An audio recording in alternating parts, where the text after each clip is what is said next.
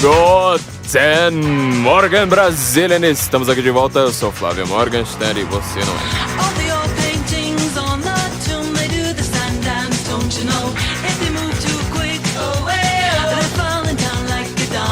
Este, para quem não sabe, é o podcast do Senso Incomum. Neste podcast nós estamos certos. Se você discorda, você está errado. Olha, muita gente está nos perguntando a respeito da nossa revista.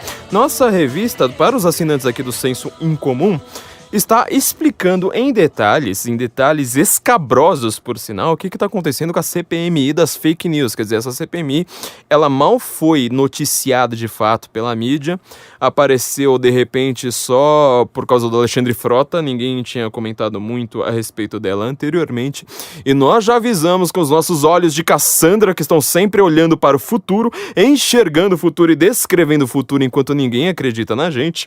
Nossos olhos de Cassandra, que no passado já acertaram tantas coisas, né? Nós acertamos previsões que ninguém conseguiu fazer.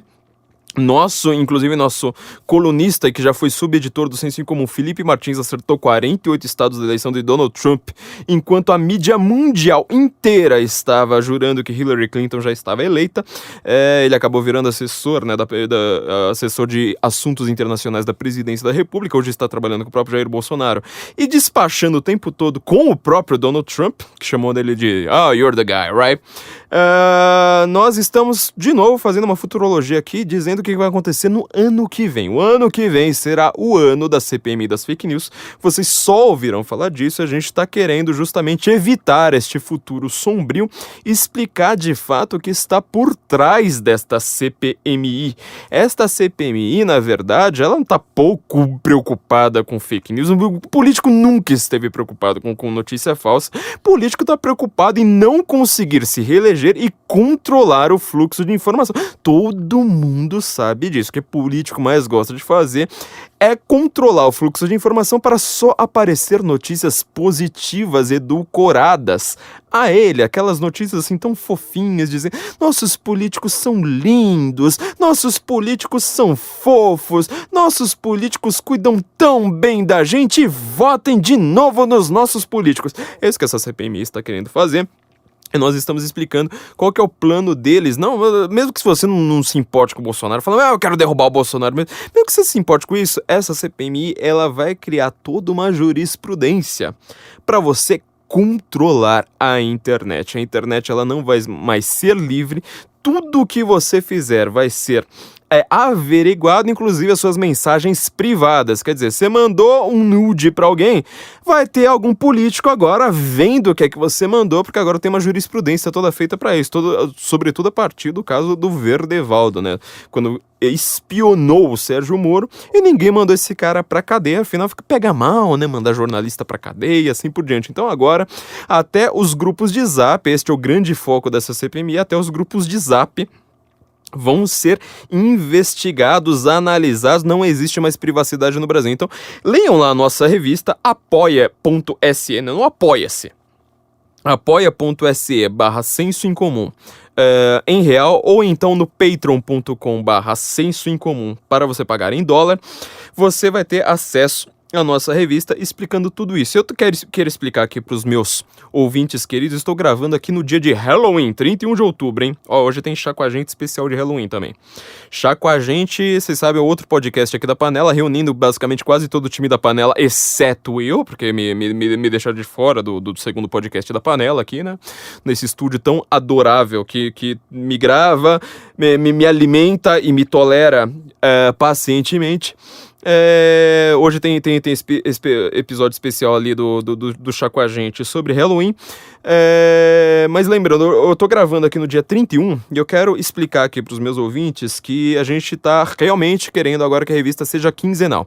Só que eu não lancei a revista no que deveria ser o dia correto, que seria hoje, exatamente no dia 31, quinta-feira, por um simples detalhe. Eu não tenho controle sobre o sistema de pagamento do Patreon e do Apoia-se, tá? Eu só posto ali e as pessoas vão lá e acessam através de sistemas. Esses sistemas, eles não são próprios nossos, eles são sistemas que eu estou usando por conta disso. Então, o que aconteceria? Se eu lançasse a revista hoje, você iria lá e falasse assim, legal, quero ler a nova edição da revista no dia 31, pá. Só que no dia 1º vem a cobrança de novo, quer dizer, você seria taxado duplamente em questão de 2 dias. Isso seria uma sacanagem absurda, eu não quero cometer isso, então eu preferi atrasar um pouco, tá? Atrasar a entrega, que é justamente para passar o mês, e assim você não acabar tendo essa taxação dupla, tá, gente? Mas a próxima revista já está basicamente pronta, a gente só está colocando os detalhes finais, e ela logo estará no ar. Além dessa questão da CPMI, a gente está com umas boas entrevistas, temos entrevista com o Ernesto. Na próxima, a entrevista é sensacional, a entrevista de capa, porque nós pegamos a melhor palestrante do CPEC no Brasil, aquela que me deixou branco pela primeira vez. Eu não consegui, eu esqueci o texto que eu tinha planejado para minha palestra. Eu falei assim, cara, eu não consigo subir, que é Damares Alves. Vocês vão ter uma entrevista com ela que está simplesmente chocante. Se você acha que simplesmente o trabalho dela ela fala alguma coisa ali de direitos humanos, você não sabe o que é você lutar contra a pedofilia, o que é você lutar contra estupro de bebês, tá? É você lutar contra infanticídio indígena, né? Criancinhas que são enterradas vivas. São essas coisas agradabilíssimas que a nossa Damares Alves está comentando na nossa próxima revista. Então, entre lá no apoia.se/senso incomum ou patreon.com/senso incomum, vocês vão ter acesso a nossa revista. Gente, o Brasil parou agora, falando em CPMI de fake news, o Brasil parou para falar a respeito de Mavis. Olha, a gente fez alguns episódios já comentando sobre essa questão toda ali para trás. O que são Mavis, de fato? Militâncias em ambientes virtuais. Isso foi uma coisa inventada pelo PT, tá? É uma coisa que foi inventada basicamente quando a Dilma foi alçada ao estrelato, porque o Lula, ele foi eleito pela primeira vez em 2002, pela segunda vez em 2006, quando você basicamente não tinha uma grande discussão pública nacional em redes sociais. Quer dizer, a gente só usava o Orkut naquela época, e ele não produzia notícias, quer dizer, era uma rede social com as suas comunidades, que o assunto era fechado, ficava ali só dentro daquela comunidade e não se expandia. De repente, apareceram 2 novas redes sociais, que já eram grandes nos Estados Unidos, mas ainda estavam incipientes no Brasil naquele momento, que eram as redes sociais Twitter e Facebook. E todo mundo foi lá, fez uma aposta falando, essas redes sociais elas vão determinar os rumos das eleições, então é pra todo mundo ficar de olho, etc, etc. E para as eleições da Dilma ali em 2010, foi quando tudo isso começou, quer dizer, primeira tentativa de criar hashtags que fossem propagandísticas, políticas. Então você vai lá e fala assim, olha, vai ter uma hashtag aqui pró-Dilma, uma hashtag pró-Lula, etc. Só que tinha um pequeno detalhe, as pessoas esquecem disso, de como é que estava o mundo e o Brasil há mais ou menos 10 anos, que era basicamente o seguinte: você não tinha uma profissionalização das redes sociais tão grande quanto é hoje. Quer dizer, você falar que uma empresa iria investir 100 mil reais para ter uma hashtag no Twitter, isso aí, se você chegar no departamento de marketing de qualquer empresa séria e falar uma coisa dessas, você seria ridicularizado, tá? Eu lembro porque eu trabalhei em agências nessa época, fui redator, cara, era o caos, assim, porque tinha uma turma que falava, só vai existir internet, esquece todo o resto, tem que demitir todo o resto do departamento. E uma outra turma falando, vocês estão retardados, vocês estão queimando dinheiro à toa, vocês não sabem o que é que vocês estão fazendo. O PT, ele foi muito mais esperto do que qualquer outro naquele momento, e foi lá e falou assim, olha, a gente precisa se focar sobretudo no Twitter. Quer dizer, você vai lá, pega uma militância já do partido que tinha alguma micro noção de marketing. Então são jornalistas, profissionais de comunicação, blogueiros. Blogueiro, aliás, para quem lembra de como eram os blogs naquela época, né, na época da Blog Prog, isso aí era o caos, isso aí era uma coisa assim bizarra, porque você tinha muitos blogs que recebiam dinheiro público. Eu acho isso uma coisa assim horrenda, tá? Eu sempre fui contra o dinheiro público. Na verdade, eu já sou contra dinheiro público de ter que pagar propaganda, quer dizer, por que o governo ou uma empresa pública precisa fazer propaganda? Por que a Petrobras precisa fazer propaganda? Por que o Banco do Brasil precisa fazer propaganda? Já são praticamente... A Petrobras é um monopólio, claro. Na verdade, ela é um monopólio que só engana a trouxa que ainda acredita nessa dicotomia precisa entre Estado e mercado. Quer dizer, quase todo... A Vale é a mesma coisa, né? Tipo, ela foi privatizada, só que em compensação, o Evandro já explicou isso alguns episódios pra trás, todo o mercado do minério acaba passando pela Vale de toda forma. Então, quer dizer, ela continua sendo um monopólio. A Petrobras nem se fala. O Banco do Brasil, se ele é um banco que é supostamente um banco público, então a gente precisa ter banco público para o brasileiro não ser explorado pelo banco, não sei mais o quê. Então, ele já é uma propaganda por si, ele não tem que fazer propaganda, assim por diante. Então, o que acontece? Esses blogs, eles recebiam muito dinheiro dessas empresas. E uma empresa do tamanho de uma Petrobras, de um Banco do Brasil, sei lá, pode pensar em qualquer uma das grandes empresas do Brasil, por que elas precisam anunciar no Conversa Fiada? Entendeu? Por que elas precisavam anunciar no blog do Luiz Nassif? Tinha um outro cara, o Breno Altman do 247, mas o Brasil 247. Assim por diante, um outro cara que ele tinha um vídeo deles, pra vocês terem uma ideia, pedindo dinheiro, falando, olha, o PSDB está querendo diminuir a verba de propaganda das empresas do estado de São Paulo para nós. Que é isso? É ditadura? Voltou 1964? Agora, quer dizer, tipo, se o cara não tem dinheiro do estado, o cara vai lá e ainda reclamava. Os encontros dessa turma, pra vocês terem uma ideia, eu trabalhei muito tempo no Implicante com blog, que a gente ficava justamente olhando o que essa turma tava fazendo. A gente chegou lá e falou assim, cara, eles fazem encontros ensinando blogueiros novatos a como pedir dinheiro de empresa privada. Era nesse nível. De empresa pública, aliás. Nesse nível, quer dizer, era uma militância, assim, mais ferrenha, tá? E o que é um MAV, de fato? O MAV, hoje em dia, na verdade, hoje em dia não. O MAV sempre foi um termo que ele ficou muito mal explicado no Brasil. As pessoas acham que sabem o que é o MAV. Porque o que acontece? Você vai lá no Facebook, vai lá e fala assim, olha, eu não gosto do PT. Ou você fala, eu não gosto do Bolsonaro. Aí aparece alguém que você nunca viu na vida. Se você tem um perfil público, aparece alguém que nunca viu na vida e vai lá e fala assim, sua mãe é uma vaca. Ou vai lá e fala assim, você é um idiota. Ou coisa do tipo. Você vai lá e fala assim, bom, isso é um MAV. Meu amigo, não é.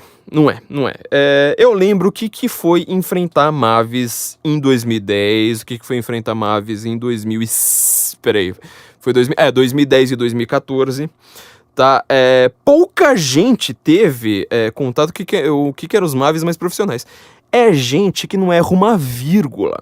Entendeu? É gente que é profissional de comunicação, é profissional de jornalismo. Não é o cara que escreve kkkkkkk. Não é o cara que escreve tudo errado, que ele escreve tudo sem vírgula. Não é o cara que te xinga. MAV, ele é treinado pra não te xingar. MAV é treinado para bloquear quando recebe xingamento. MAV é um cara que aparece todo impertérrito. Dá a impressão que ele só fala em terno e gravata, sabe? Dá a impressão que o cara, assim, é realmente um grande profissional da comunicação virtual, que o cara é completamente brando, sabe? Parece o William Bonner falando no Twitter. Isso é um MAV. E ele vai lá e fala assim, olha, gente, eu acho que a Dilma fez coisas muito boas pelo Brasil. Inclusive o voto, aí era #voto13, ele é muito importante para garantirmos a democracia. Quer dizer, o cara fala sem você nem perceber direito que o cara colocou uma #voto13. Aí aparece, em questão de 2 minutos depois, uma outra pessoa nada a ver, de outro estado lá, nada a ver, fala assim, olha gente, eu acho que eu vou votar #voto13 porque o meu estado melhorou muito. Você fala assim, peraí, uma pessoa... Eu tinha uma impressão de que elas estavam fazendo isso de uma maneira completamente orgânica. Que uma simplesmente fala assim, vamos colocar aqui #voto13, e a outra vai lá e coloca #voto13, não sei mais o que. E no final das contas, e aquilo ali era o trending topic do Twitter, era o assunto mais comentado do Twitter. O que acontecia? Naquela época, pouquíssima gente no Brasil sabia, por exemplo, como é que funciona a marcação ali dos trending topics. E isso é uma coisa bem complexa, porque assim, os trending topics, eles seguem um algoritmo que ele é trocado sei lá, a cada 5 anos trocam esse negócio. Facebook, então, nem se fala. A última mudança de algoritmo ali do Facebook, você vê como é que é o seu feed hoje. Ele é completamente diferente do que ele era antes. Antes tinha página, antes tinha perfil de amigo, antes tinha a sua tia postando foto do cachorro, ao mesmo tempo o seu primo que só fala de política, ao mesmo tempo uma página que mostra receitas de granola pra você. Tava tudo ali misturado. Hoje em dia não. Hoje o feed é basicamente seus amigos e posts repetitivos, eles mostram sempre os mesmos posts e posts patrocinados. Não tem mais aquela organicidade que existia no Facebook antes. Então, assim, até um pedido que eu faço aqui pra todo mundo: se você segue a nossa página, Senso em Comum, entra lá na nossa página, siga lá no Facebook, você passa o mouse ali em cima de onde está curtido, sabe, liked, passa o mouse ali em cima, vai abrir um submenu e vai aparecer lá, aparecer antes. Clica nesse aparecer antes, porque senão a gente vai sumir, a gente vai ter uma curtida sua, tá? E depois a gente vai desaparecer, você nunca mais vai ver a gente. Então assim, a gente precisa educar o nosso feed, tá? E sempre curta a gente, sabe? Aquele post lá, você fala assim, eu não quero nem ver. Quando você curte, significa que um post daquela página vai reaparecer no seu feed. Se você compartilha, melhor ainda. Então, quer dizer, o Facebook, ele entende o seu comportamento e fala assim, já que você quer notícia desse site, a gente vai te mandar mais notícia desse site. Já que você curtiu uma vez, então significa que você provavelmente vai curtir outras vezes. Porque o que eu vejo na maior parte das pessoas é que elas falam assim, eu detesto a Folha de São Paulo, eu detesto o G1 da Globo, eu detesto não sei mais o que, só que elas vão lá, curtem até com raivinha, achando que isso tá fazendo algum mal pra aquela coisa.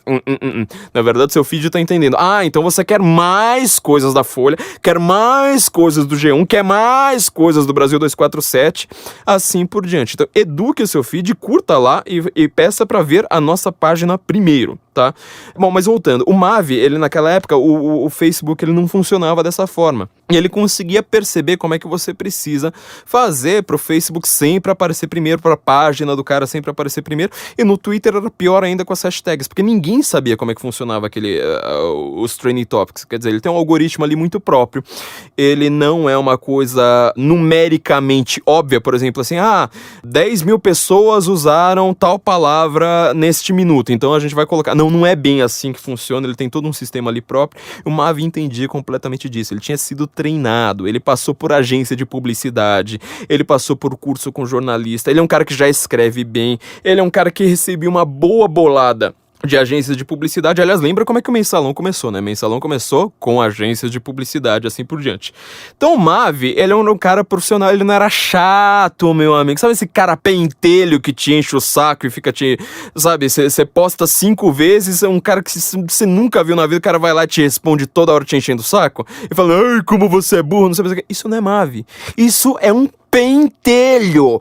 Pentelho é um conceito, Mavi é outro conceito. E geralmente eles nem se misturam muito bem, entendeu? Então eu sei o que enfrenta a Mavi, eram os caras que determinavam tudo no Twitter. Pra vocês terem uma ideia, eu vou dar um exemplo pessoal. Na verdade não é nem bem pessoal, mas assim, uma pessoa que eu já analisei muitas vezes. O blog da Lola Aronovitch, vocês lembram do blog da Lola Aronovitch? É um blog que hoje em dia eu acho que ele nem é tão lido, ela não tem tantos seguidores assim no Twitter, Facebook, sei lá.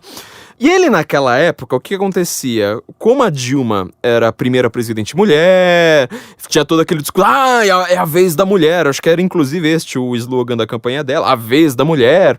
E tava no começo do movimento feminista, quer dizer, quando o movimento feminista começou a pegar no Brasil.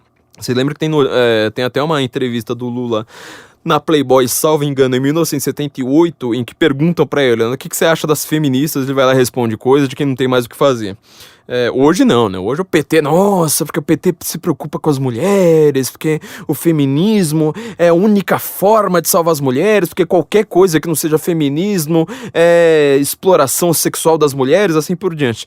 É a Lola Aronovitch, que tinha um blog completamente inócuo, feito no Blogspot, feio pra cacete, até hoje ela não conseguiu nem que ela já tem aquela persona, né, na internet, quer dizer, tipo, é um blog feio, roxo, difícil de ler, mal feito, com muitas imagens, um negócio assim meio tosco, sabe, um negócio assim que dói o olho de ler. Só que hoje é a persona dela, né? Então ela precisa manter aquilo, ela nunca vai melhorar. Se alguém chegar lá e falar assim, olha, eu vou transformar seu blog numa coisa profissional, aqui, bonita, etc., ela não vai nem aceitar. Ainda mais porque, assim, o feminismo, como vocês sabem, né, é um culto, uma adoração cega à feiura. Então eles acabam até preferindo esse tipo de coisa. Só que assim, você abrir uma revista de informática, por exemplo, fala assim, como criar um blog? Eu usava um blog da Lula como exemplo. Aí você ia lá ver sobre tendências agora de pensamentos. Ia lá, tinha um negócio da Lola Aronovitch. Você ia ler... Sabe aqueles posts de sites grandes que falam assim, nossa, novas pessoas que vão influenciar 10 pessoas a seguir... Tava a Lola Aronovitch ali no meio. Então, quer dizer, eu comecei a perceber que no final das contas, uma pessoa que... Assim, tudo que ela faz é que ela não comete erros de gramática. É tudo que ela sabe fazer, ela não comete erros de gramática. O pensamento dela é bobo, mesmo pra citar autores de esquerda, ela é fraquíssima, ela não é uma pessoa assim muito culta, ela não tem um conhecimento muito avançado a respeito das diferenças internas ali da esquerda, sabe? O pessoal mais Reich. Reich, inclusive, que era uma pessoa que falava que o homossexualismo era uma criação do capitalismo, assim que o socialismo viesse, iria acabar esse negócio de ter gay. Fala, não, gay no socialismo, não. No socialismo, quando o comunismo vier, meu amigo, vai ser todo mundo hétero. Acabou esse negócio. Gay é farra de capitalista, ó, pra você ver. Ela não sabe o que é Reich, ela não sabe a diferença, por exemplo, de um Zizek pra um Terry Eagleton, entendeu? Ela não é uma pessoa muito culta. Só que assim, todo o aparato da grande mídia estava voltado para transformá-la artificialmente em alguém simplesmente grande. Isso é uma ave. Entendeu? Isso é uma pessoa que ela é treinada na militância, ela usa a hashtag ali perfeitamente. Naquela época ninguém sabia como fazer uma hashtag bombar no Twitter. Hoje em dia, meu, sério, você fala qualquer bobagem lá, não precisa nem ser com a gangue Vaporwave, você fala assim qualquer coisa, tipo, vamos colocar tal hashtag nos trending topics, meu, é questão de 5 minutos ela tá lá, entendeu? Porque hoje a gente já percebeu como é que funciona, hoje já tem uma puta gente, assim, muito, muito grande mesmo, é muita gente que percebeu que a rede social, ela é capaz de influenciar eleições. Então, quer dizer, o Bolsonaro, ele foi eleito justamente na rede social. E ele não tem MAV. Quer dizer, ele é uma pessoa orgânica. A direita, ela cresceu em rede social. Ela cresceu por causa de quê? De Olavo de Carvalho, que ele nunca apareceu na Rede Globo, nunca deu entrevista no Roda Viva, nunca apareceu no SBT. Ele não é o Cortella, ele não é o Karnal, ele não é o Pondé, entendeu? Ele não é nenhum desses caras, ele não é um cara midiático, só que ele cresceu na rede social. Quer dizer, o pessoal ia lá, via uma entrevista do Pondé, vi uma entrevista do Karnal, digitava falando, não, eu quero entender direito esse negócio de filosofia. Li um texto do Pondé, li um texto do Karnal, falava assim, parece que tem um tal de Olavo de Carvalho. Li o texto do Olavo de Carvalho, você joga os dois outros fora e fica só lendo o Olavo. Fala, não, esse cara aqui é o cara que entende, esses outros dois aqui são dois moleques mirins tentando aparecer. E no final das contas, justamente no reino que era contaminado por Mavis, foi justamente onde apareceu a turma do Olavo, a turma que hoje foi lá se cercar do Bolsonaro e fez essa eleição fragorosa. Então, assim, uma ave, hoje, ele é uma palavra que ela é usada de uma maneira completamente errada. Você vai lá e fala assim, nossa, essa pessoa, ela defende muito o PT, logo ela é mave. Essa pessoa, que é o que tá tentando ser feito, agora existem pessoas que defendem o Bolsonaro, logo elas são maves, elas só podem ter sido pagas pelo governo. Estão tentando criar uma CPMI, que é o que a gente está denunciando na nossa revista, uma CPMI pra você ir lá e falar, olha, todo mundo aqui que defende o Bolsonaro na internet que fica famoso é mave. É um termo que, na verdade, não faz o menor sentido. Quer dizer, nem o PT hoje tem tantos maves assim. Boa parte desses blogs que cercavam os maves, que formavam os maves, que centralizavam o discurso dos maves. Estude o que é dog whistle, né, em inglês, pra você entender como é que é isso. Quer dizer, era um discurso assim meio que você nem percebe. É uma palavra ali, ó, pito de cachorro, né, em inglês, dog whistle. Só o cachorro ouve, só a militância entende. Fala assim, então é pra falar disso. Então, por exemplo, existem vários problemas problemas, lembrado de novo no período da Dilma, né, nas duas eleições da Dilma. A Dilma tá enfrentando problema com o mensalão, tá enfrentando problema com a Erenice Guerra, ninguém lembra, né, do que fim deu a Erenice. Tá enfrentando problema com não sei mais o quê. O que é que você faz? Você faz a militância inteira se cercar sob um único discurso. De vários problemas. Você fala assim, tá tendo problema, sei lá, não lembro agora quais os problemas da eleição de 2014 da Dilma, vamos supor, sei lá, amante do Lula lá, como é que chama? Eu esqueci o nome, Rosemary Noronha. Saiu o negócio da amante do Lula, não sei mais o que. Você vai lá, faz toda a militância se cercar sob um único tema. Vai lá falar assim, o Aécio cheira pó. Aí de repente você vai lá e faz todos aqueles caras postarem um tweet exatamente, só trocando as palavras, todos eles muito bem escritos, falando cheira pó, Aécio cheira pó, não sei mais o que. Pronto, tá lá nos Trending Topics. Era isso que era o Mave. Hoje em dia você chamar as pessoas chatas de Mave é de uma burrice sem tamanho, porque você não tá sabendo de fato o que acontecia em 2010 e 2014. Você não entendeu por que o PT ganhou essas duas eleições com um poste, com uma pessoa que não sabe nem terminar uma frase. Ainda assim, ela ganhou duas eleições num país continental. Quer dizer, é uma pessoa incapaz de ganhar para um Senado. Entendeu? Uma pessoa que, quando você pega, você vê o horário político, é sempre aquela coisa, né? Tem sempre aquele cara que ele fala uma besteira, que a propaganda dele é engraçada, que ele vira piada, é uns cabo da ciolo da vida, ou pior ainda, né? Quando aparece a eleição pra vereador, sempre tem aquelas figuras bizarras, é sempre engraçado ver. A Dilma era isso. A Dilma tá num partido grande, ok, só que ela é uma pessoa que, quando ela tenta falar uma frase qualquer, ela só consegue fazer todo mundo dar risada. Ela é uma pessoa com sérios problemas cognitivos. Ela tem dificuldades intelectuais muito sérias, são flagrantes, são explícitas, não conseguem ser disfarçadas. Mesmo assim, ela ganhou eleições. Por quê? Por causa de Mave. Tá? Nós que trabalhamos nesse período, a gente sabe o que é. O pessoal parece que conheceu política em 2013, no máximo em 2015, e tá tentando explicar o mundo inteiro através dos conceitos que aprenderam nesse tempo. Então, assim, você sempre vai fazer alguma burrada quando você usa conceitos muito do momento. Então, você vai lá usar Mave, que era um termo técnico específico a respeito de alguns militantes que eles tinham treinamento factual para fazer o que faziam, e aplica assim a qualquer pessoa. Fala assim, nossa, discordou de mim e falou que eu sou viado. Pronto, é Mave. É Mave, certamente é isso. Isso é você desconceituar, tá? Não é descontextualizar. Eu tô fazendo um eufemismo aqui, um neologismo, aliás, de propósito. Isso é desconceituar, é tirar o conceito e ficar só com a casca.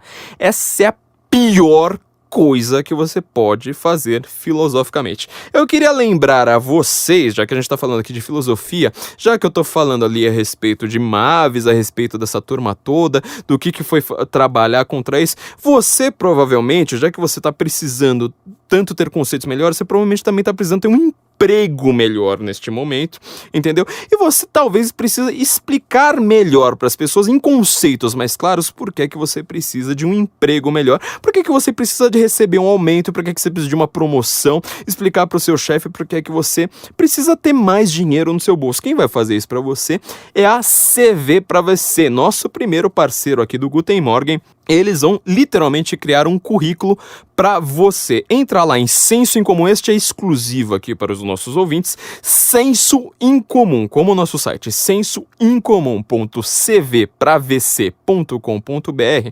Além deles criarem um currículo adequado para você, porque como você sabe, um recrutador no mercado de trabalho, se ele ficar 10 segundos com o seu currículo na mão, já agradeça, porque ele passa o olho ali correndo, ele precisa ter um currículo que chame a atenção dele ali de cara, rapidíssimo.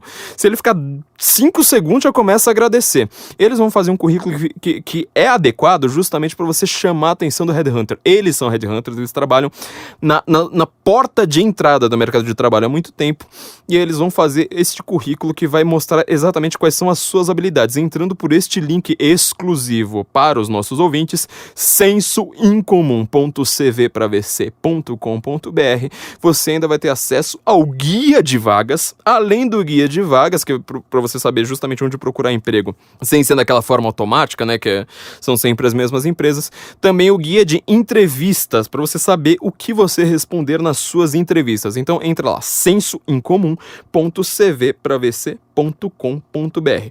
Eu queria então, continuando esse assunto aqui dos MAVs, eles estão tentando criar uma CPMI agora a respeito de fake news, esse termo que tá tão na modinha que a gente já cansou de falar aqui. Nós vamos ainda explicar muito a respeito do que está por trás desse discurso mundialmente. E para a gente entender de fato o que são MAVs, o que são fake news, o que está por trás dessa CPMI, nós precisamos naturalmente retornar ao Antigo Testamento.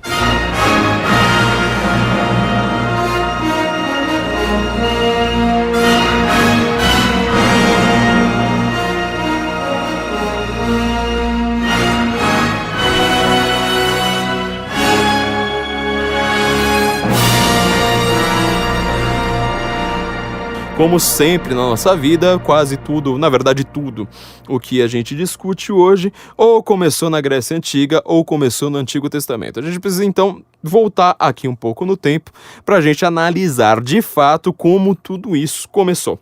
Tem um grande pensador, que a gente também sempre cita aqui no nosso programa, o maior cientista político do mundo, Eric Voegelin, nasceu ali junto com o século XX, no dia 3 de janeiro de 1901, maior cientista político de todos os tempos, um dos maiores filósofos de toda a humanidade. Eu vou fazer aqui uma visão muito resumida, muito reducionista do seu trabalho, da sua obra. Ele vai fazer uma análise muito curiosa a respeito de como o mundo chegou no estado em que está. E ele percebe uma coisa, nós já demos uma patinada neste tema em diversos outros episódios, que é o seguinte: ele olha para o mundo de hoje e fala assim, quais são os símbolos que as pessoas usam para interpretar a própria realidade. E isso não tem muito a ver com simbolismo, tá? Simbolismo é aquele movimento artístico que vai dar um foco muito grande no símbolo como símbolo e não exatamente no que ele simboliza, quer dizer, você tem um foco ali mais no significante do que no significado. Ele, na verdade, ele tá querendo, o Eric Voegelin, ele tá querendo entender quais são os símbolos de comportamento, os símbolos de valores, os símbolos de entendimento da realidade, já aqui no século XX, e o que eles têm de tão diferente, como é que tá essa crise de representatividade política, essa crise de ideologias, de movimentos de massa, assim por diante. E qual a análise que ele faz? Ele começa a estudar a história das ideias políticas. Ele, inclusive, tem uma obra que ele escreveu 8 volumes e não publicou em vida, foram publicados só postumamente, que se chama justamente História das Ideias Políticas, que ele percebe que não existe uma continuidade na história das ideias políticas. Quer dizer, você estuda as ideias políticas na Antiguidade, elas são de um jeito. Você estuda na Idade Média, elas não tem nem conexão com a Antiguidade. Na hora que você chega no Maquiavel para a história das ideias políticas, na Idade Média, parece que ele está falando de outro mundo, ele não tem conceitos ali que não tem nada a ver uma coisa com a outra, assim por diante. Então ele percebe que esse projeto da história das ideias políticas, em 8 volumes, lendo todos os autores possíveis, ele vai para a China, ele vai para tudo quanto é lugar, eles não são adequados. Só que ele vai lá, ele cria um outro projeto, este que ele publicou em vida, chamado Ordem e História, em 5 volumes. O quinto volume, ele tem menos da metade do tamanho dos outros, porque ele já estava muito velhinho. Foi uma obra assim, que ele publicou, dá pra ver assim. Não é mal feito, tá? Mas ele é muito condensado. Então, assim, é o mais difícil de ler de todos. Que ele já tá percebendo, assim, ele não vai conseguir fazer um projeto tão grande ainda, ele não vai ter tempo de vida o suficiente, então ele condensa, é o texto mais difícil de ler. Eu acho, de fato, que de tudo que eu li dele, é o mais difícil mesmo ali, o final de Ordem e História, o 5º volume de Ordem e História. Mas ele vai desenvolver, então, uma teoria sobre o que seria a ordem política. Como é que a ordem política, desde, por exemplo, o Antigo Testamento e a Grécia Antiga, até a modernidade. Na verdade, ele não chega na modernidade, ele para ali mesmo, já na época ecumênica do Império Romano, quer dizer, quando você tem um império sendo criado, mas com tudo aquilo ali já em decadência, quer dizer, você espalha as ideias, elas acabam sendo dissolvidas nesse processo, você não tem mais um grande filósofo, você não tem mais um Sócrates, você não tem mais um Aristóteles ali. no final do Império Romano, e você percebe que o que acontece no Império Romano, o que acontece no século XX, inclusive no século XXI, são basicamente a mesma coisa. Por isso que a gente sempre volta ao Antigo Testamento, sempre volta à Grécia Antiga aqui nesse episódio. E o que ele vai percebendo? Em primeiro lugar, quando a gente olha para a modernidade, imagina, século XX, século XXI, a gente tem uma forma de interpretar vários símbolos para interpretar a ordem política e vários símbolos para interpretar a ordem cósmica, tá? Então, por exemplo, na ordem política você tem termos como democracia, direita, esquerda, parlamento, representatividade, assim por diante. E a ordem cósmica você vai ter alguns outros símbolos que na modernidade eles são muito tomados de empréstimo, sobretudo da física. Então você vai falar em cosmo, universo, natureza, ciências naturais, assim por diante. Esse é um vício da modernidade, que a gente não percebe que ele é vício, até a gente entender de fato que é uma filosofia mais profunda, que ela consiga unir as duas coisas, que ela pelo menos deixe em harmonia as duas coisas. E Fagin vai justamente criticar, né, o positivismo, o psicologismo, né, que já tinha sido denunciado pelo Edmund Husserl um pouquinho antes dele, o fisicismo, várias dessas ideologias da modernidade que nós nem percebemos mais como ideologias. Mas enfim, ele consegue perceber pelo menos que na modernidade a gente tem uma pequena vantagem, vamos dizer assim, com muitas aspas aqui na palavra vantagem, mas que é uma diferenciação entre símbolos para interpretar a nossa ordem política e a nossa ordem cósmica. O grande problema da modernidade é que eles não são harmônicos, quer dizer, um fica em contradição com o outro o tempo todo, e a gente não percebe isso, né? É só você chegar hoje no século XXI e você vê que, por exemplo, está em grande discussão a transfobia, quer dizer, o banheiro transgênero. Se você vai lá e escreve no Facebook, homem é homem, homem tem giromba, mulher tem outra coisa, pronto, meu Deus do céu, você tá virando um preconceituoso, você é um transfóbico, o Facebook precisa te tirar de circulação. Por quê? Porque a ordem política, ela está com símbolos, por exemplo, transfobia, que ele não foi discutido no parlamento, não foi discutido em lugar nenhum, a população não tá nem aí para isso, mas vem uma ordem lá da ONU, que é aceita pelos partidos políticos de esquerda, inclusive de direita, inclusive o Centrão, e ela vai ser aceita pelo STF, sem nenhuma discussão na população, e ela vai ser colocada como equiparada ao racismo, quer dizer, é o único crime tão pesado quanto tortura no Brasil, tá? Eu vai lá e fala assim, bom, então agora se você não acredita que exista mulher com pênis, que é uma coisa da ordem cósmica, quer dizer, mulher é mulher, homem é homem, isso é uma coisa nas ciências naturais, XX, XY, tá? Cai no vestibular de biologia, no vestibular, na mesma prova de vestibular, na questão de português, vai ter lá transfobia, quer dizer, você não percebe que isso é desarmônico, esse é o problema da modernidade. Voltando lá ao Fagin, ele vai lá, ele percebe, existe pelo menos essa vantagem. A gente tem uma diferença entre símbolos de ordem cósmica e símbolos de ordem política. Quando a gente vai voltando lá pra trás no tempo, mas lá pra trás mesmo, sabe? Pra Grécia Antiga, pro Antigo Testamento, pro Egito Antigo, etc, etc, ele vai perceber uma coisa: os símbolos para interpretar a ordem política, os símbolos para interpretar a ordem cósmica, eles se tornam um só, tá? Este é o mundo mitopoético. Este é o mundo, por exemplo, que a gente tanto estuda em mitologia. O que é mitologia grega? São símbolos, uma narrativa, várias narrativas transmitidas por tradição oral e também escrita posteriormente, mas sobretudo através da tradição oral. São narrativas que vão interpretar o mundo para aquela sociedade antiga. Quando você vai voltar para a China, quando você vai voltar para os fenícios, assim por diante, você vai ver isso. O exemplo mais extremo que nós temos, já que a gente está voltando aqui para o Antigo Testamento, é o Egito. Então a gente vai se focar aqui sobretudo no livro do Êxodo, tá? Que é justamente a história de como os hebreus, que eles acabam passando ali pelo Egito, eles passam um tempo no Egito, eles acabam se tornando escravos do Egito.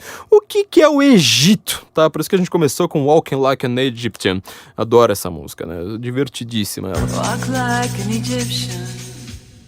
por que a gente tem que falar do Egito? O Egito, na verdade, o que ele tem de tão curioso? O que está ali sendo travado no livro do Êxodo da Bíblia? Quer dizer, você tem um pequeno grupo de pastoreio, tá? Você tem que lembrar que assim, nenhuma sociedade de pastoreio no mundo ela foi grande, ela conseguiu criar muitos herdeiros, ela conseguiu criar uma sociedade que seja estudada, que ela seja forte economicamente, politicamente, culturalmente ou qualquer outro mente que você quiser colocar aí no meio. A única sociedade de pastoreio no mundo que conseguiu isso foi a sociedade judaica, tá?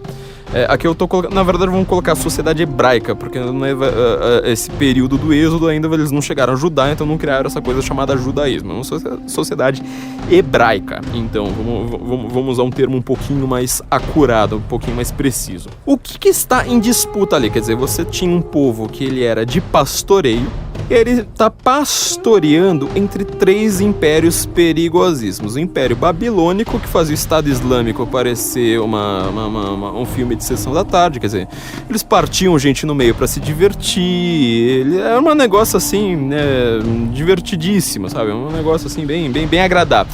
O Babilônico, então, que nem se fala, que ele era, quer dizer, tem o Babilônico, tem o Assírio. Então, o Assírio, eles eram considerados os grandes guerreiros do Oriente Próximo naquele momento, porque eles eram os caras da espada. Então a ideia de você associar Assírio à espada é uma coisa assim brutal. Eles eram os grandes guerreiros, mas assim, chacinavam todo mundo, esquartejavam pessoas ali a troco de nada. Se não fosse muito com a sua cara ali numa negociação, já te desmembrava ali na frente de todo mundo, assim por diante. E o egípcio? O egípcio era o mais desenvolvido, mais avançado, mais rico e próspero de todos eles, tanto que ele é o mais estudado até hoje. Só que o Egito, ele é justamente essa sociedade que interpreta todo o mundo usando o mesmo símbolo para a ordem política, para a ordem cósmica. O que isso significa? Sabe o que é o faraó? O faraó, ele é uma espécie de presidente do país? É uma espécie de rei do país? É o deus do país? Também é. Quer dizer, o faraó, ele é tudo. O faraó e o sol, eles são a mesma coisa. Tutankhamon, filho do sol, quer dizer, o faraó e o sol, quer dizer, a mentalidade do egípcio é que se você matar o faraó de uma maneira inglória, de uma maneira injusta, assim por diante, o sol não vai nascer amanhã. Quer dizer, ele acredita piamente nisso, porque ele acredita que o faraó é filho do sol, quer dizer, existem muitas interpretações de diversos matizes, de diversas correntes cristãs, correntes puramente culturalistas, antropológicas, assim por diante, para analisar de fato o que é que estava ali em jogo nessa sociedade. Então, quer dizer, vamos até o Olavo de Carvalho, ele tem um curso maravilhoso a respeito de Eric Voegelin. Vocês precisam fazer esse curso, entra lá no COF, a gente vai deixar o link aqui para vocês fazerem o COF, fazer o curso online de filosofia do Olavo de Carvalho, que ele é tão, porque ele fala de cu e piroca no Facebook. Veja ele como filósofo. Na hora que você vir o trabalho do Olavo como filósofo, você tem o queixo caído. E quando ele analisa justamente essa questão, ele vai falar assim, olha, mas peraí, tem uma outra questão que o Eric Voegelin não tratou, que ela é talvez uma das questões mais sérias da humanidade que ainda não foram estudadas. É um tema assim para você se debruçar ainda por alguns séculos, ainda vai ter muita produção intelectual pra gente saber isso, que o negócio é o seguinte: se essa sociedade era dessa forma, quer dizer, o faraó é o sol, a ordem política, a ordem cósmica, elas são interpretadas pelo mesmo símbolo, como que essa sociedade funcionava? Como que era essa tecnologia dessa sociedade para você, por exemplo, falar assim, a astrologia, os astros, a posição das estrelas no céu, ela vai determinar tal coisa, e aquilo ali funcionava. Quer dizer, não tinha falhas, porque se tivesse falhas o tempo todo a sociedade ruiria. Seria falar assim, olha, essa pessoa é esperada que ela seja X, ela acaba se comportando de uma maneira nada a ver. Como que isso aí funcionava? Essa é uma questão muito séria a ser estudada. Por que o Olavo até usa esse exemplo? Estou usando o mesmo exemplo que o Olavo dá no curso dele sobre Eric Voegelin. O nazismo, por exemplo, Terceiro Reich, ele é uma sociedade fundada sob um princípio falho, quer dizer, o princípio da superioridade racial. A raça ariana, a suposta raça ariana, que até o Fögelin vai ter um livro sobre isso, né, que ele teve que fugir do nazismo, né, como grande pensador conservador ali daquele momento, ele teve que fugir de uma maneira quase cinematográfica, né. Ele e o Mises, os dois eles fogem, os dois são austríacos, por sinal, né. Aliás, o Fögelin não é austríaco, mas ele trabalhava na Universidade de Viena junto com o Hans Kelsen, né, foi o maior aluno do Hans Kelsen de todos os tempos.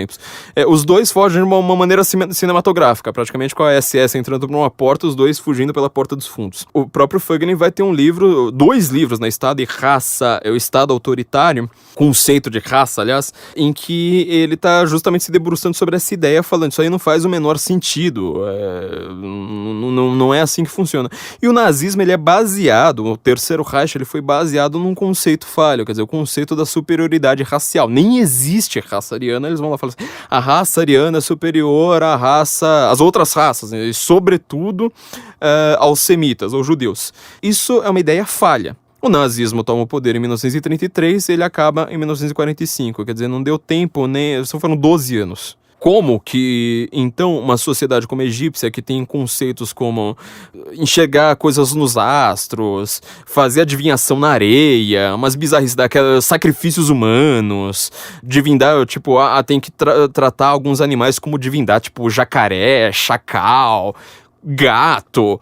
Como que essa sociedade funciona? Quer dizer, estudos sobre isso ainda precisam ser muito bem trabalhados, porque se eles fossem tão falhos assim quanto foram o nazismo, essa sociedade teria ruído, ela não teria se sustentado, esta ordem social, ela não iria para frente. Como que ela perdurou por milênios, tá?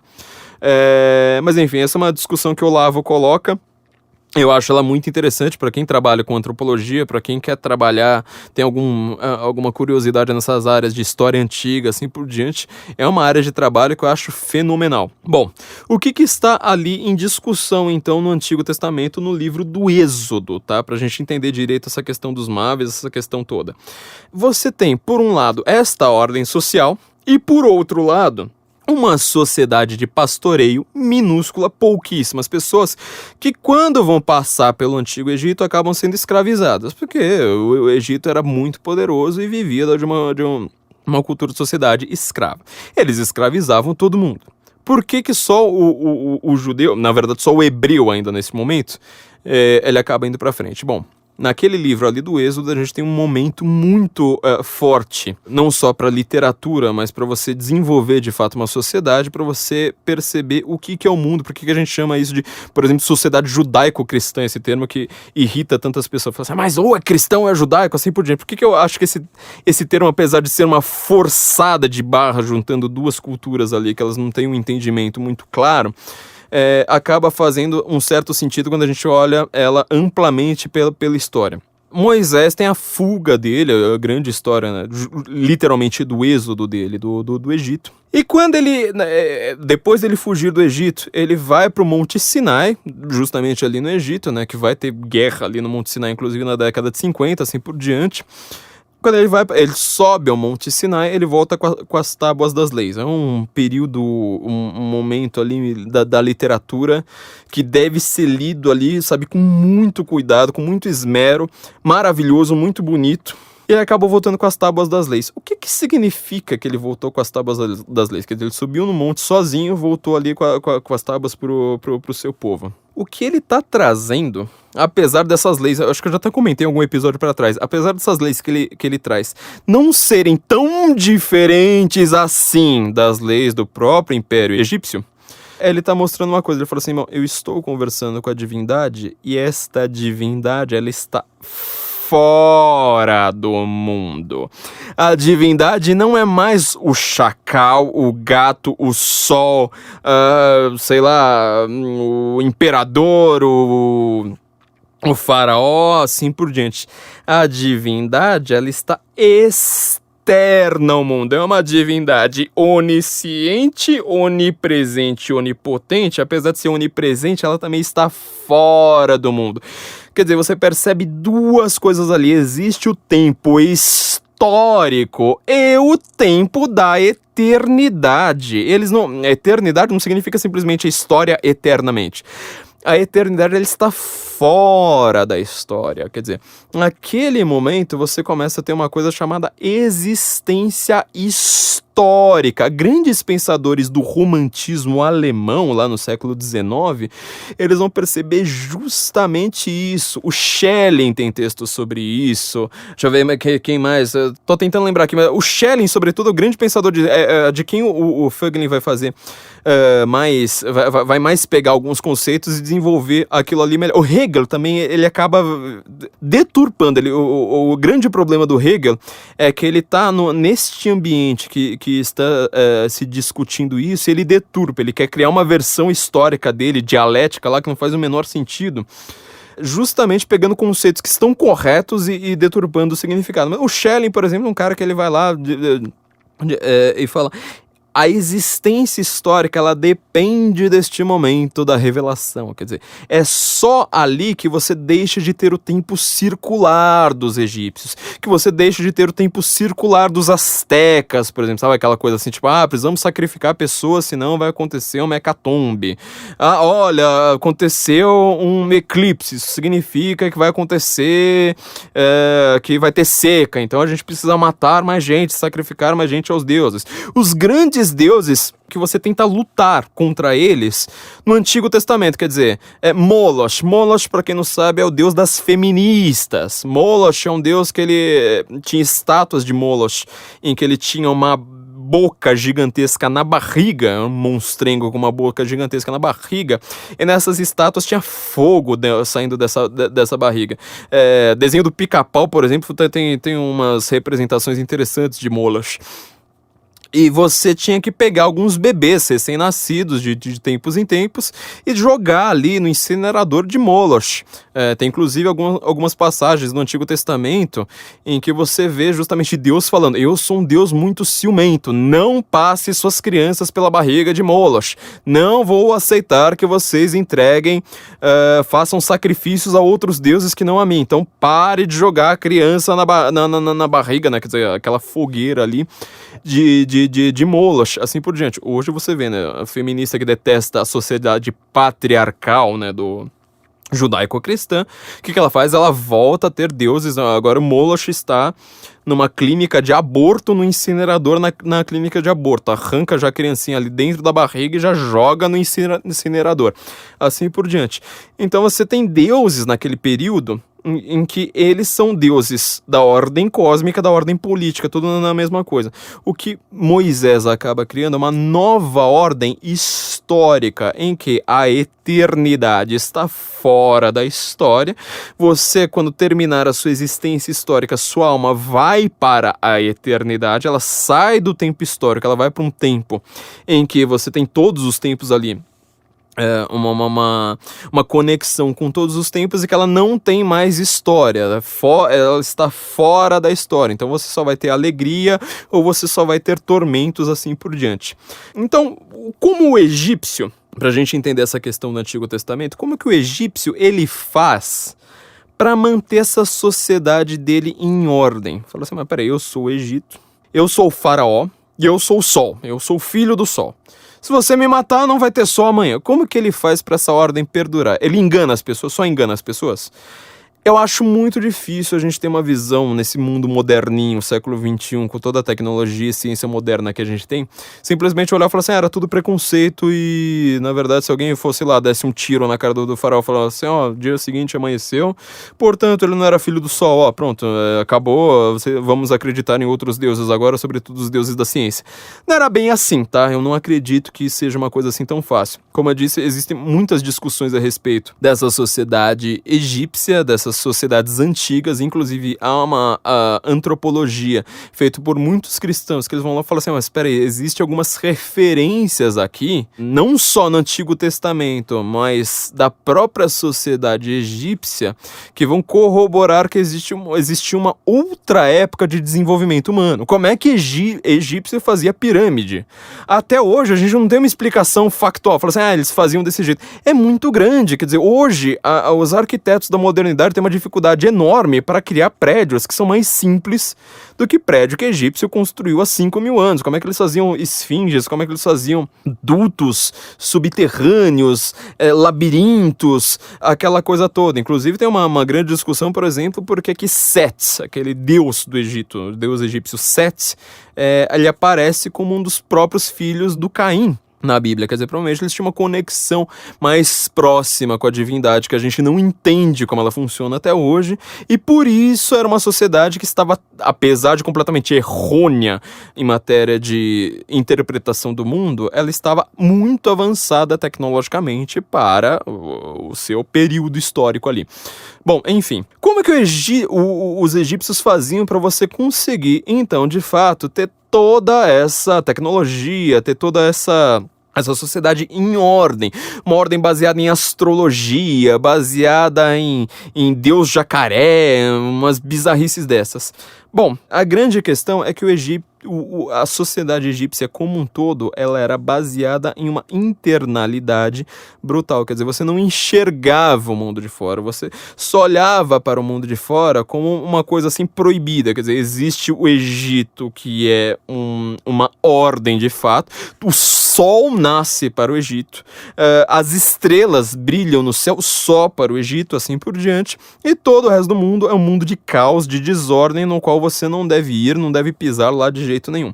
Quase todas as sociedades, quem já leu Mircea Eliade sabe disso, quer dizer, quase todas essas sociedades antigas mitopoéticas, elas são baseadas em uma cidade sagrada, quer dizer, existe um centro espacial, tá? Esta sociedade sagrada, essa cidade sagrada, este templo sagrado, este lugar sagrado, ele é o centro de todo o cosmos, e dali se espalha uma ordem social de fato, e depois dessa ordem social é caos.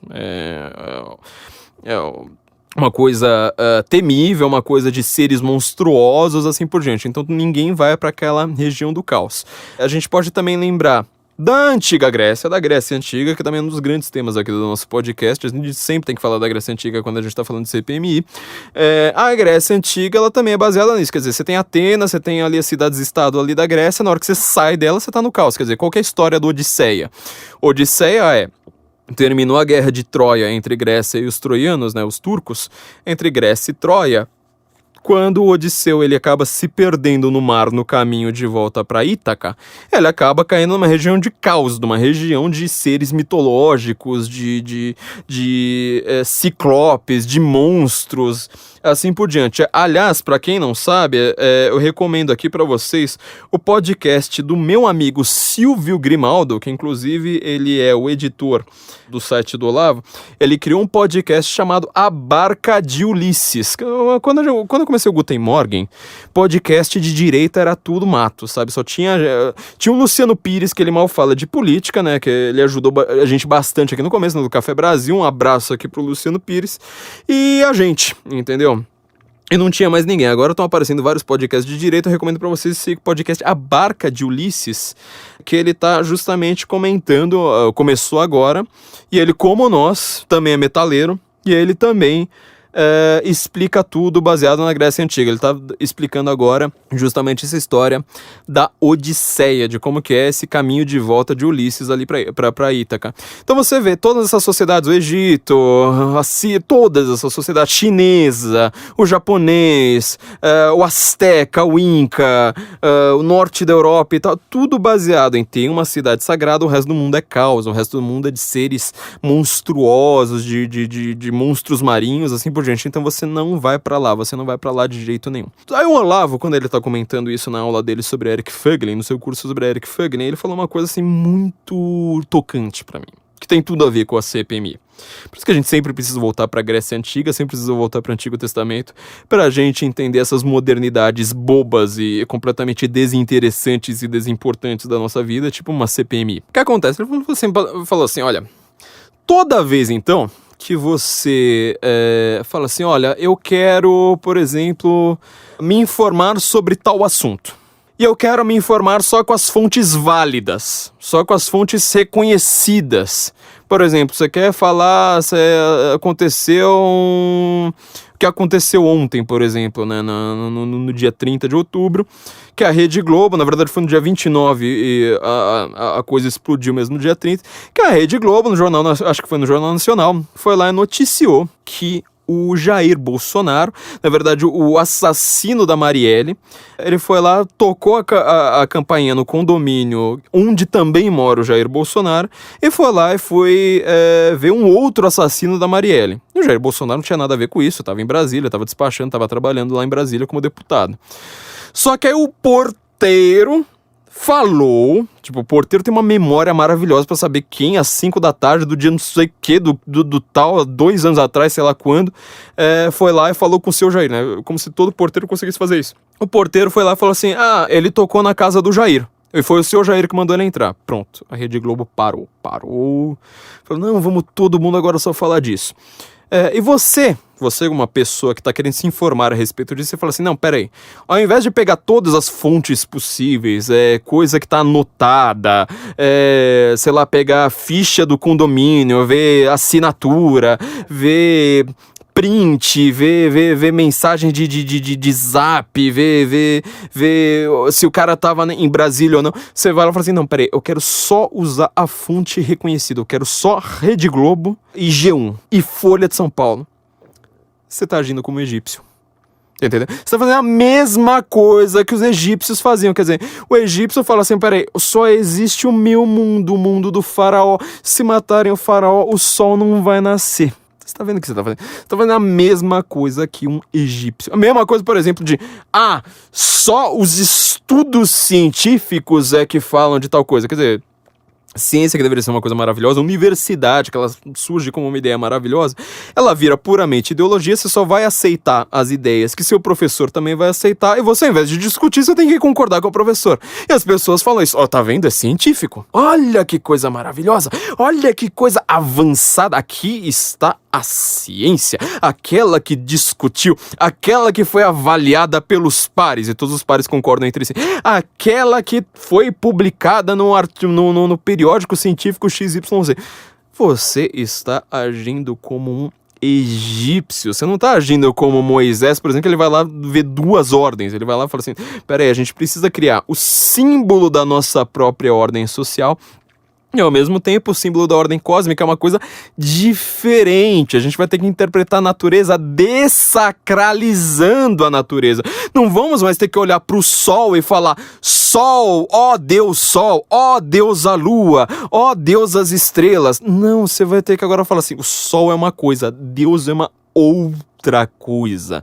Quer dizer, justamente Moisés ele acaba funcionando como o primeiro cientista. Olha que coisa chocante para um aluninho de faculdade ouvir. Isso é uma coisa extremamente assim chocante. O cara vai falar assim, não, peraí, o cara tá chamando Moisés de primeiro cientista. Ciência não tem nada a ver porque a ciência é positiva. Não, tá vendo, vocês não entendem direito como funciona o mundo. Eu queria aproveitar aqui este momento para avisar que no Instituto Borborema, também é institutoborborema.com.br, vocês vão ter acesso ao meu curso a respeito tanto de linguagem, de como funcionam os símbolos da linguagem, quanto o meu curso sobre Eric Fögling. São 2 cursos que eu ministrei, cada um em um ano ali no Instituto Borborema. Entra lá, institutoborborema.com.br. Tem vários cursos do Rafael Nogueira, do Francisco Scorsin, do Flávio Gordon, tem curso meu, tem curso do Felipe Martins, inclusive explicando a obra do Olavo de Carvalho. E lá eu tô explicando, por exemplo, como é que funciona a avaliação, uma espécie de interpretação do mundo moderno e dos problemas ideológicos do mundo moderno através da filosofia de Eric Fögling. Também aproveitei um pouco ali da filosofia de Edmund Husserl, né, na sua crítica ao psicologismo. Então entra lá, institutoborborema.com.br e se aprofundem um pouco nessa questão. Bom, voltando aqui agora ao nosso mundo real chato, tava bem mais legal falar de Antigo Egito, né? Muito mais antigo, muito mais interessante falar sobre Antigo Egito. Mas vamos então voltar a esse mundinho moderninho chato pra caramba. No mundo moderno, então, você tem várias formas de ser egípcio. Eu lembro que quando eu ouvi essa aula do Olavo, Eu pausei a aula, tava dirigindo, eu lembro que eu estava na Avenida 9 de Julho. Pra você ver como é que a nossa memória funciona de uma maneira bastante geográfica e impressionista. Eu estava na Avenida 9 de Julho, eu parei a aula e falei assim, mas espera aí, quantas coisas nas quais eu faço que eu sou egípcio, que eu vou lá e falo assim, não, eu nego o que é caótico pra mim, eu nego o que está fora da minha ordem de coisas conhecidas, quer dizer, a gente tem um apego ao conhecido e tem um medo do desconhecido, tem um medo do que está externo à nossa área de referências próprias. A gente acha que a gente já sabe tudo sobre o cosmo inteiro. Nós achamos que já sabemos tudo e que tudo que seja novo precisa ser encaixado dentro dos conceitos que nós já temos. Bom, o que está acontecendo então hoje no Brasil com esses MAVs?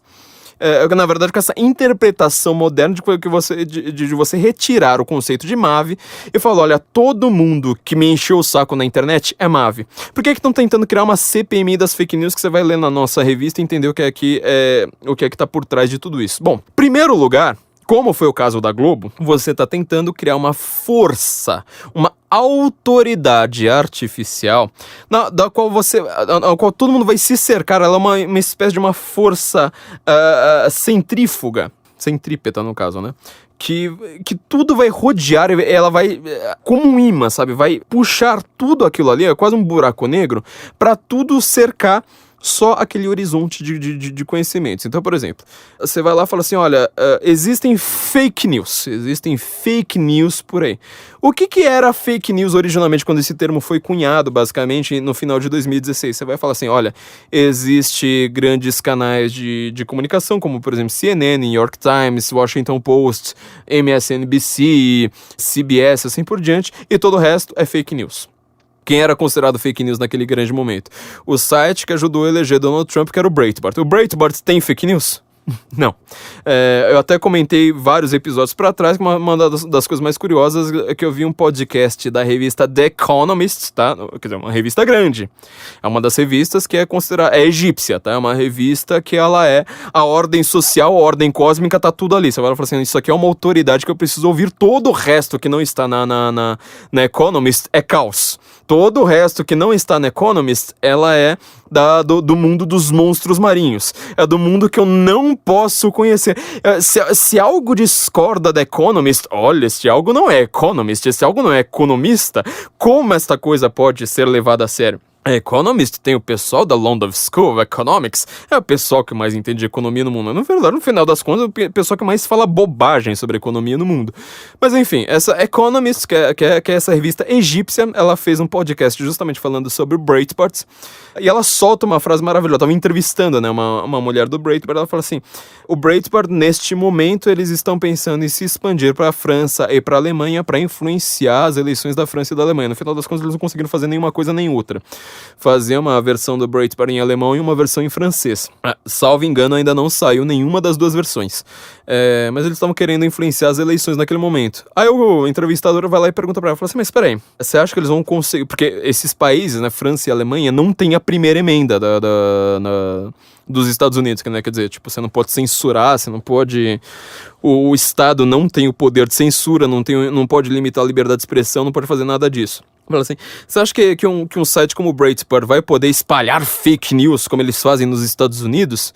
A entrevistada vai falar assim, bom, eu acho que eles vão ter sérios problemas na Alemanha, sobretudo, porque a Alemanha tem sérias leis sobre antissemitismo, então eles não poderão mais fazer chamadas como eles fizeram, que era, não lembro agora quem que era o cara, mas falando, a chamada era o nome do cara, vírgula, judeu traidor, alguma coisa assim. Se você só ouve Economist, se você é um egípcio, se você é uma pessoa que está nessa ordem social, em que você interpreta todo o cosmo baseado em autoridades reconhecidas pela sua própria ordem, pelo seu próprio horizonte de conhecimentos, você vai lá e fala assim, bom, então, logo, depois de ouvir isso, eu concluo, o Breitbart é um site de extrema direita, inclusive antissemita, inclusive meio nazi. Você vê como é que as pessoas interpretam Breitbart por aí. Todo mundo fala, é um site de alt-right, é um site provavelmente, como é que eles falam? sei lá, eles inventam um negócio lá pra falar que é um site étnico, pra falar que é justamente a mentalidade egípcia, né, que é aquela étnica. Mentalidade macumbeiro, sabe, macumbeiro. Vou fazer uma coisa que... bom, daqui a pouco eu faço, mas eu vou chegar lá. O Breitbart era, naquele momento em que a entrevistadora estava falando isso, o Breitbart estava lançando a sua filial em Jerusalém. E este texto, falando não sei o que, judeu traidor, era justamente escrito por um judeu, falando que aquele judeu lá, que era um neoconservador americano, ele estava causando enormes prejuízos aos judeus em Israel. Quer dizer, a verdade dos fatos, a ordem cósmica, a ordem científica de fato, destrói tudo o que esses egípcios estavam falando ali no podcast da Economist. Mas você, como um egípcio, o afegão médio, sabe? O afegão também é a mesma coisa. O afegão médio, o egípcio médio, ele vai simplesmente falar assim, não, mas peraí, você acha que uma pessoa aqui que, sabe, tem um empreguinho qualquer, eu vou discordar da Economist? Não, imagina, eu vou simplesmente pegar a narrativa neomitopoética pronta da Economist e falar assim, e sair por aí dizendo, olha, eles querem criar um etno-estado de supremacistas brancos, eles odeiam judeus, e eles vão ter problemas na Alemanha porque eles falam mal de judeus espalhando fake news. Na hora que você vai ver a verdade dos fatos, não tem nada a ver com aquilo. Só que para você falar, olha, um sitezinho pequeno, não é tão pequeno assim, mas vamos dizer, um sitezinho pequeno como o Breitbart, ele está mais certo do que uma gigante da narrativa mundial egípcia. Como Economist, você precisa ter uma força de vontade muito grande, você precisa ter uma personalidade muito forte, você precisa aguentar o tranco sozinho. Porque como é que a gente vai pensar no Brasil, né? Como que você vai pensar, por exemplo, que você vai falar assim, olha, a Globo ontem mentiu, o Jornal Nacional mentiu. O que vai acontecer? Vai aparecer tudo quanto é jornalista no mundo, no Brasil, falando, mas espera aí, você se acha melhor do que a Globo? Você faz jornalismo melhor que a Globo? Os caras têm 50 anos de estrada, 60 anos de estrada, sei lá quanto. Eles que sabem fazer jornalismo, eles são pessoas reconhecidas. Nós que somos egípcios, nós precisamos honrar essa própria ordem social na qual nós estamos. Nós precisamos ver as figuras de autoridade e honrá-las com toda a força, com todo o nosso ser. Então, bom, de novo, para você entender o mundo moderno, você vai precisar entender o Antigo Testamento, como sempre. Eu vou usar alguns exemplos aqui, para vocês entenderem. Ó, o Valdo Cruz, eu não sei quem que é Valdo Cruz, eu só consegui o print aqui, eu nem cliquei para ver, porque eu não queria dar audiência pra Globo, mas tá escrito aqui, ó, blog do Valdo Cruz, presidente tem direito, do próprio G1, tá? No caso lá do porteiro de ontem. Quer dizer, já foi provado no próprio dia, a própria Veja, que hoje é uma revista praticamente de extrema esquerda quase, porque ela é meio libertária, só que com pensamento cultural de extrema esquerda. Depois que ela foi comprada pelo BTG. Blog do Valdo Cruz, a própria Veja, aliás, ela admitiu no mesmo dia, falando assim, o porteiro mentiu, ponto. Mas olha como saiu no G1. Presidente tem direito de estar indignado, mas Globo não atacou o Bolsonaro e seguiu as regras de jornalismo profissional. Que porra de regra de jornalismo profissional, Valdo Cruz? Não teve regra nenhuma. Qual que foi a outra aqui? Aqui, ó, saiu print do próprio Twitter, tá? No Trending Topics escreveu. Carlos mostra a gravação e diz que áudio desmente versão do porteiro, no caso Marielle. Ainda eu vou fazer um podcast só sobre a questão do Trivium, tá? Que esse aqui, como eu tive que explicar todo o Antigo Egito, vai ficar muito longo.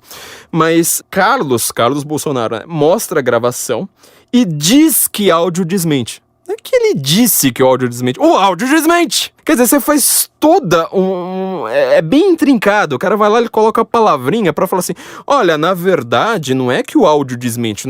Você não pode olhar para a ordem cósmica, você não pode olhar para a natureza, para a verdade, para o mundo externo, para o mundo histórico, para a existência histórica, eu olhar e falar assim, olha, realmente a Globo mentiu, a Globo falou uma merda desgraçada, ela precisa agora ir lá e falar assim, olha, nós soltamos uma fake news e vamos ter que nos retratar.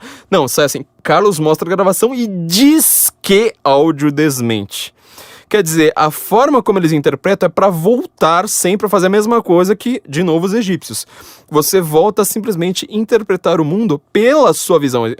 Se existe uma coisa externa, uma revelação, alguma coisa externa à sua ordem, você mata o faraó e o sol nasce no dia seguinte mesmo assim, o cara vai lá e fala assim, mas peraí, não é que o áudio desmente, é que o Carlos Bolsonaro disse que o áudio desmente. O áudio desmente e pronto.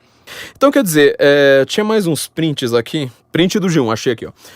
Globo divulga nota em resposta às ofensas de Jair Bolsonaro.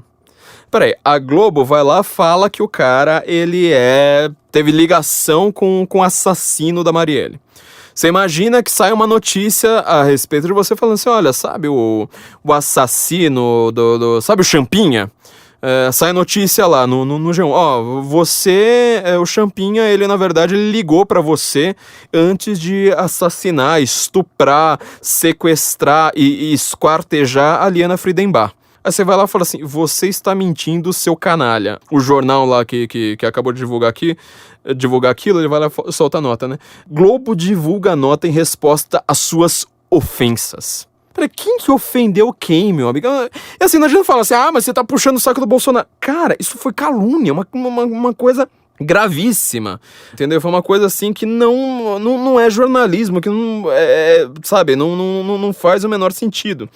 Toda a ordem que está sendo criada é uma ordem para você falar assim, olha, acredite apenas nos políticos que a gente deixa, na Rede Globo, nas entidades que nós deixamos você acreditar. Se você acreditar em qualquer coisa externa a esta ordem, se você deixar de ser egípcio, a gente vai tentar te perseguir. E se você fizer isso, é por isso que a gente vai falar que você é Mave. Que a gente vai falar assim, não, mas peraí, não é que você enxergou, pensou sozinho no mundo, no Brasil, nas questões, nas disputas eleitorais, políticas que estavam em jogo no Brasil, e concluiu, olha, entre todas as opções que eu tenho, eu prefiro votar no candidato à presidência de direita, eu prefiro votar no Bolsonaro do que no Haddad. Não é que você faz isso, não é que você escreve no Twitter isso, é que você é Mave. É que você escreve fake news. Você precisa depor numa CPMI de fake news. Quer dizer, a única forma desses egípcios modernos acreditarem, assim, conceberem a existência de você discordar deles, é falando que você está recebendo dinheiro. Então, aí você volta a estar naquela ordem, quer dizer, existe só a Rede Globo como arauta das notícias verdadeiras, qualquer crítica à Rede Globo é ofensa, não é uma crítica, não é tipo, desmentiu Rede Globo, Carlos diz que desmentiu, né, tipo, Bolsonaro desmente Rede Globo, Bolsonaro ofende Rede Globo. Porque assim você mantém esta ordem em vigor. Aí você vai falar, todo mundo que discorda de mim é Mave. Quer dizer, a minha ordem é tão perfeita, a minha verdade é tão verdadeira, tão perfeitinha, tão colocada no lugar, que qualquer pessoa discordando de mim está recebendo dinheiro do próprio Bolsonaro. A gente vai criar uma CPMI de fake news para verificar se o Bolsonaro não foi eleito com fake news com verba de gabinete. Aí você vai falar assim, então, mas quando ele foi eleito ainda não tinha essa verba, suas antas cacete, ele ainda não tinha assessor lá na presidência, porque ele ainda não era presidente. Mano, que importa? O que importa é fazer a CPMI das fake news pra gente averiguar uma coisa como essa. Quer dizer, tudo que tá acontecendo no Brasil hoje é uma tentativa de voltar a esta ordem egípcia, quer dizer, tudo, você não pode ter uma coisa fora do establishment pré-estabelecido, que tudo aquilo ali vai virar motivo de crítica, vai virar motivo de chacota, você vai estar vendo autoridades não reconhecidas que são fake, por exemplo, nosso podcast. Agora você pergunta, você acredita que algum, pode escolher qualquer um, algum jornalista do Globo, da Globo inteira, tá? Dos caras mais estudados. Você acha que algum tem a capacidade de entender o que eu falei sobre Eric Voegelin aqui? sobre o Antigo Egito aqui. Você acha que algum jornalista, sabe, algum cara muito cobra, o cara mais estudado da Rede Globo, sei lá, um super jornalista lá, aquele cara que aparece todo imperterre, todo de terno e gravata, apresentando o jornal de madrugada, assim por diante. Você acha que algum deles sabia sozinho, por exemplo, isso que eu tô explicando? Você acha que eles têm essa capacidade de interpretar o mundo? De observar uma ordem, de ler filósofos tão complexos quanto Eric Fögelen, de interpretar o mundo como o Olavo de Carvalho fez, mostrando essa questão dos egípcios, falando, nós ainda estamos com muitos comportamentos de egípcios, a gente precisa resolver essa questão com toda urgência. Seja honesto, a gente sabe, eles são completamente apatetados. Como diz o Rolf Kuntz, o que acontece é a autofagia jornalística. Quer dizer, o jornalista ele só lê outro jornalista que vai confirmar a própria versão dele. A mesma coisa que acontece com os acadêmicos hoje. Então é por isso, gente, que a gente precisa tomar muito cuidado para nós não voltarmos a sermos egípcios, e por isso que a gente precisa ler o livro do Êxodo no Antigo Testamento, para a gente ver como essa ordem egípcia foi rompida e como a gente pode olhar para a realidade e fugir de ordens pré-estabelecidas e autorreferentes como essa ordem egípcia, babilônica, assíria, ou o que você quiser na sua vida. Antes de mais nada, eu queria lembrar, antes da gente terminar, eu queria lembrar que a Trash-In, vocês que ouviram nossos episódios passados, a Trash-In, empresa do nosso web designer Gustavo Finger, a Trash-In, ela estava fazendo sua captação na Bolsa de Valores para ela realmente conseguir todo o aporte necessário e virar uma empresa lá toda capacitada pela CVM. Nós pedimos aqui para vocês, né, com cotas a partir de R$1.000, você podia virar um dos acionistas da Trash-In. Como nós falamos em vários episódios para trás, né, da Greta, da Amazônia, assim por diante, o direito ambiental, do globalismo, inclusive aquecimento global, etc. O globalismo, ele vai criar o primeiro imposto único, que é o imposto ambiental, vai ser um imposto ambiental. Então o direito ambiental é uma das coisas mais rentáveis do mundo. Não estou falando exatamente aqui de sustentabilidade, que é outra questão, mas o direito ambiental vai ser uma das coisas mais caras, inclusive, do mundo.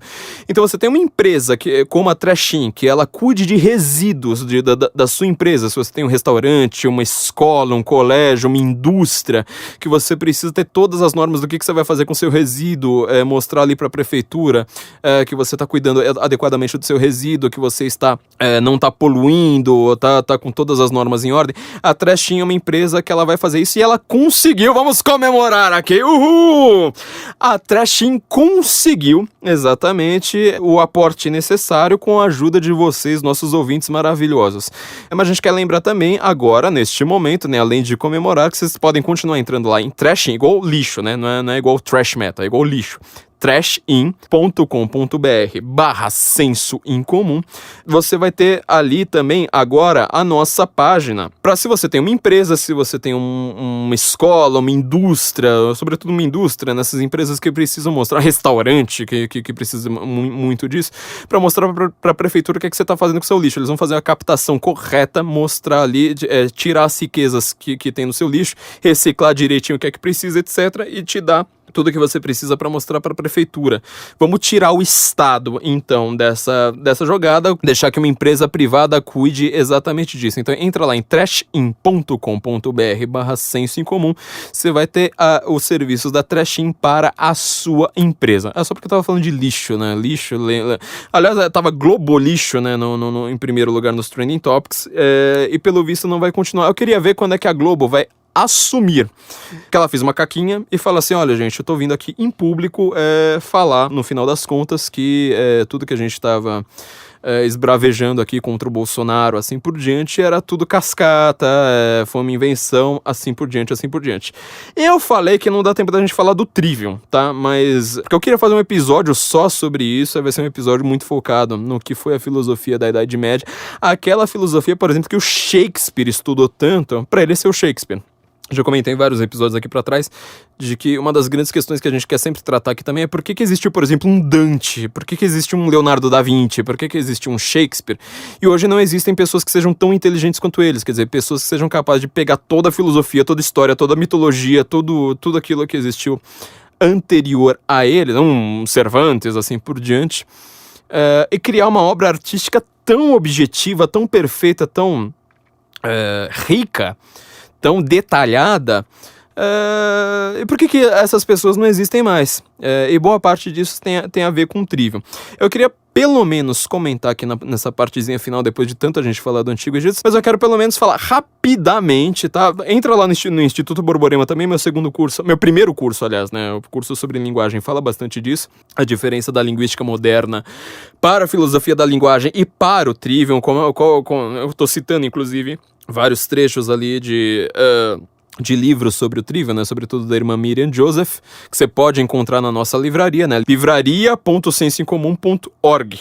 Você vai encontrar ali vários dos nossos livros com a nossa curadoria, inclusive o livro da irmã Miriam Joseph sobre o Trivium, mas eu queria comentar aqui rapidamente com vocês, mas muito rapidamente mesmo, sobre como que eles fazem essa manipulação, como que eles querem manter essa ordem egípcia de autoridades já dadas, já feitas. Então você vai lá e fala assim, nossa, mas espera aí, se a Globo fez uma denúncia, essa denúncia é séria e precisa ser investigada. Ah, mas se a denúncia era fake, mas pelo menos era jornalismo investigativo. Eu tive uma pequena, não foi nem uma discussão, né? A gente estava tendo uma discordância, eu e o Felipe Trielli aqui, o criador do Guten Morgen, meu editor aqui de som, a gente estava lá discutindo, pode-se dizer que a Globo falou uma meia-verdade? E eu vi que, na verdade, essa discussão acabou indo até pros pingos nos is ontem, né? O Augusto Nunes, depois, na Record, ele acabou falando também, seguiu exatamente mais ou menos a minha visão. O que acontece?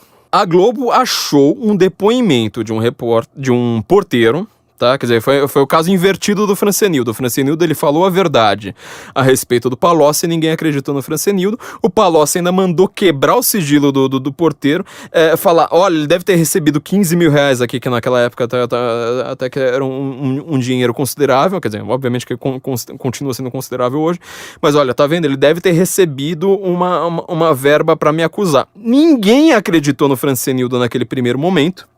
Uma autoridade política quebrou o sigilo quer dizer, destruiu a privacidade de uma pessoa para tentar simplesmente tirar a veracidade dela. Quer dizer, era de novo um egípcio. O Palocci ali naquele momento, ele estava sendo um egípcio, falando, não, eu sou autoridade, não aceito nenhuma autoridade que vai quebrar esta minha visão de que eu sou a grande autoridade cósmica, entendeu? Tem que ser autoridade não só política, como autoridade cósmica também. Era o que o Palocci estava fazendo ali naquele momento. E ele vai lá, ele quebra o sigilo do Francenildo simplesmente para falar assim, apesar de eu não ter como contra-argumentar a acusação que o Francenildo está dizendo, ou seja, que eu frequentei realmente uma casa ali em Brasília que tinha chicotinho, umas garotas de moral duvidosa, essas coisas, e a gente discutia manipulações políticas lá naquela casa, apesar de eu não ter como contra-argumentar o Francenildo, eu vou destruir a vida dele. Eu vou tirar a credibilidade dele, assim as pessoas vão continuar acreditando em mim.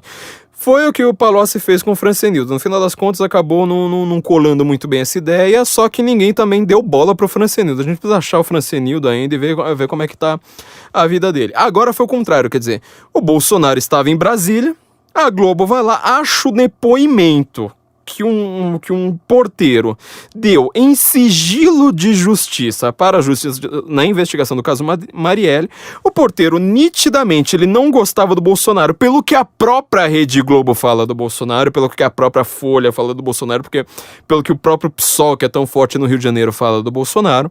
E foi lá e disse, não, peraí, agora vamos fazer o contrário, agora vamos tratar este porteiro como uma grande autoridade contra o Bolsonaro, porque o Bolsonaro está ameaçando aqui a nossa autoridade. Primeiro ponto, a Rede Globo sempre foi governista na sua história, ela tem 50, 60 anos, sei lá quanto tempo, há quanto tempo que a Globo existe, e ela sempre foi governista. Ela não tá sabendo, tá? No seu primeiro ano como não governista, ela não tá sabendo lidar muito bem com essa sua nova posição. Ela também foi contra o Temer, né? A gente tem que lembrar daquela barrigada do Lauro Jardim. Eu detesto o Temer, eu acho que o Temer deveria estar preso e não dando congresso no MBL. Eu acho que o Temer foi um péssimo presidente. Vice da Dilma, né?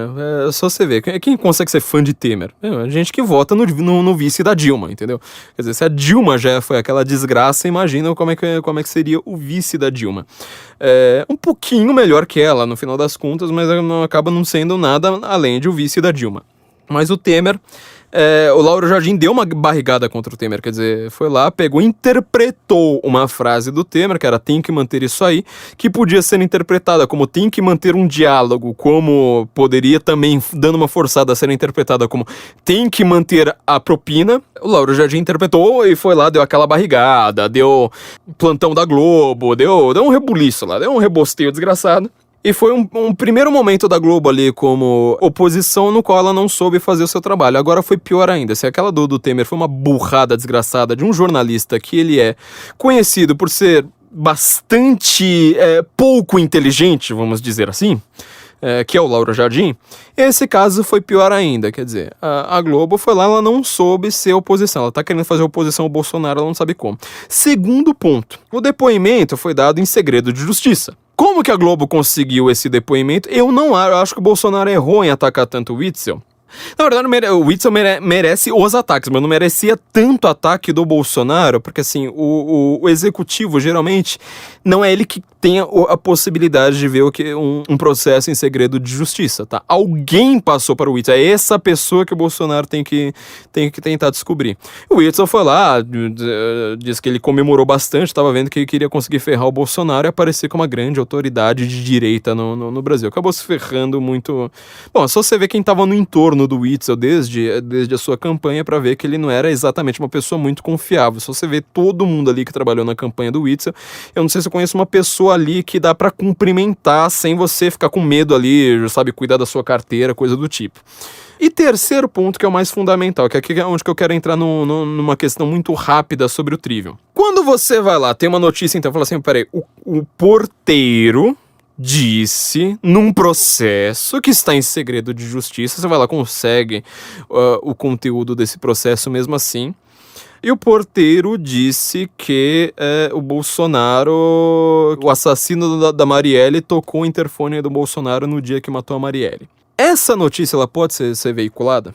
Pensa por não tô pensando no sentido censura, tá, da coisa, antes que você pense, não, é questão de censurar, de poder no sentido de permitir com a força da lei. Não quero dizer, ela é moral, ela é lícita, ela é honesta em ser divulgada. Porteiro diz que tocou o interfone. Lembra do que eu acabei de falar a respeito de uma chamada aqui sobre o Carlos Bolsonaro? Vou até procurar ela de novo, peraí. É chamada que tá no próprio Twitter de como saiu, né? Carlos mostra a gravação e diz que áudio desmente a versão do porteiro, no caso Marielle, tá? Vamos voltar a ter essa disputa aqui entre Moisés e o Antigo Egito. Quer dizer, o Carlos mostra e diz que áudio. Não é o Carlos que diz, é o áudio que diz, não é uma autoridade do Carlos que precisa ser minada, não, é a própria ordem natural. Você olha objetivamente para aquele objeto, para aquele áudio, quer dizer, é uma gravação feita no telefone, transmitida, sabe, ele mostra uma gravação. Não é nem um áudio, é um vídeo no final das contas, que ele grava de celular mostrando ali a entrada da portaria, vê que não tem ligação pro Jair Bolsonaro, ele mostra o áudio do porteiro, e o porteiro vai lá e fala assim, olha, tem um tal de Elcio aqui, e ele vai lá, toca em outro lugar, que não é o Bolsonaro. Quer dizer, se o porteiro disse que ele é contra o Jair, se o porteiro disse que ele foi ver o seu Jair, dane-se o que o porteiro disse. Entendeu? Tipo, o fato, já que você é um jornalista investigativo, o fato é que ele não foi ver o seu Jair. Ele não foi ver, ponto. Isso é um fato. Não adianta você ter uma ordem cósmica igual a egípcia, você falar, mas espera aí, tudo que é contra o Bolsonaro pode ser válido assim por diante, porque a gente tem que olhar pra tudo que não seja a nossa autoridade de Rede Globo, de PSOL/Projac, como caos e como monstros marinhos e como o reino ali das trevas e dos monstros de fogo. Não, você tem que olhar pra realidade e falar, mas peraí, vale mais a realidade ou vale mais a minha crença atual? Mesmo que você seja uma pessoa contra o Bolsonaro, mesmo que você seja um esquerdista, mesmo que você seja um isentão, se você é uma pessoa científica, se você é uma pessoa honesta, se você é uma pessoa que tá mais interessada na verdade do que nas ideologias, você precisa olhar e falar assim, não, esse áudio aqui, isso aqui, a Globo, ela falou uma merda desgraçada. Não tá certo. Agora, segundo ponto, vamos ver pela interpretação. Você vai lá, solta a notícia, isso foi que o Felipe Moura Brasil tomou um pito desgraçado do Augusto Nunes ontem, muito merecido, que o Augusto Nunes, de uma maneira completamente elegante, ele falou uma coisa que eu vou dizer de uma maneira completamente não elegante. Falou assim, o Felipe Moura Brasil está sendo um moleque que não tem a menor noção do que é que você está falando. Você está querendo dar uma aula de jornalismo, sendo que você está mostrando que você precisa de uma aula de jornalismo. Inclusive tomou uma aula de jornalismo ali ao vivo, em público, que é o seguinte. O Felipe Moura falou assim, mas espera aí. Se a gente tem a notícia de que o porteiro disse... Quer dizer, a notícia não é assassino de Marielle visitou o Bolsonaro. A notícia é porteiro diz que assassino de Marielle visitou o Bolsonaro. Quer dizer, a única parte da notícia é porteiro diz que. Tá? O resto não interessa. Isso é verdade ou não é? Foi essa discussão que eu tive com o Felipe Trelli. Ele falou assim, então a Globo falou uma meia mentira. Eu falei, mas não tem... Não, falou uma meia verdade, aliás. Eu falei assim, mas peraí, cadê a parte da verdade? Porque porteiro diz que é uma verdade. Ok. A própria Globo foi lá e falou assim, porteiro disse. E ela mesma falou depois, parece, eu não vi como é que foi a ordem direito das coisas, que existiam ali alguns relatos que desmentiam o porteiro. Tá? Quer dizer, a Globo, inclusive, saiu no G1, é que agora eu perdi o print. Eu preciso procurar o print, tá aqui em algum lugar. Mas o próprio G1 vai lá, solta uma notícia assim, né? Tipo, áudio ou depoimento, sei lá como é que é. Desmente porteiro. Que desmentiu o porteiro? Desmentiu a Globo. Óbvio que desmentiu o porteiro, mas se a Globo acreditou, desmentiu a Globo. Mas por que isso aqui é uma desonestidade? É isso que o Felipe Moura Brasil precisa entender. As palavras, tá? Vou fazer uma análise meio triviumzesca aqui. As palavras, elas não têm o mesmo peso em qualquer lugar. Esse é um problema de quando você tenta estudar algo sobre linguagem, baseando-se puramente em gramática.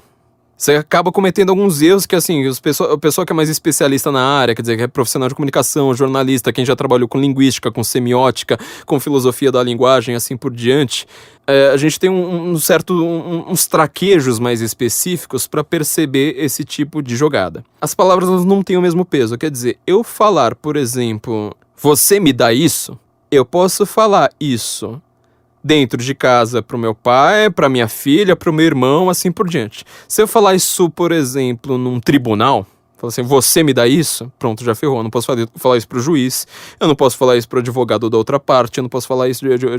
Se eu falar isso numa igreja, voltando ali ao sagrado e ao profano, né, que a gente estava comentando, do Mircea Eliade, também tá errado. Quer dizer, a igreja exige uma liturgia muito própria, assim por diante. Isso é fácil de entender, quer dizer. Então, a mesma palavra pode significar a mesma coisa. Só que esse significado, você me dá isso, ele imbui também várias outras coisas. Por exemplo, a palavra você implica necessariamente uma certa proximidade, uma certa informalidade. Aqui no Brasil a gente não leva isso muito a sério, né? A gente não chama professor universitário, por exemplo, de senhor. A gente chama também de você. Mesmo em cursos de direito a gente faz isso, assim por diante. Mas ela implica. Ela originalmente implica. Então, assim, num tribunal, por exemplo, eu não posso virar pro juiz e falar assim, você me dá isso. Assim por diante. Então, assim, você colocar na manchete do seu jornal, Bolsonaro, assassino de Marielle visitou Bolsonaro, vírgula, diz porteiro, não é que você está cometendo uma meia-verdade. Você trocou a autoridade dessa frase.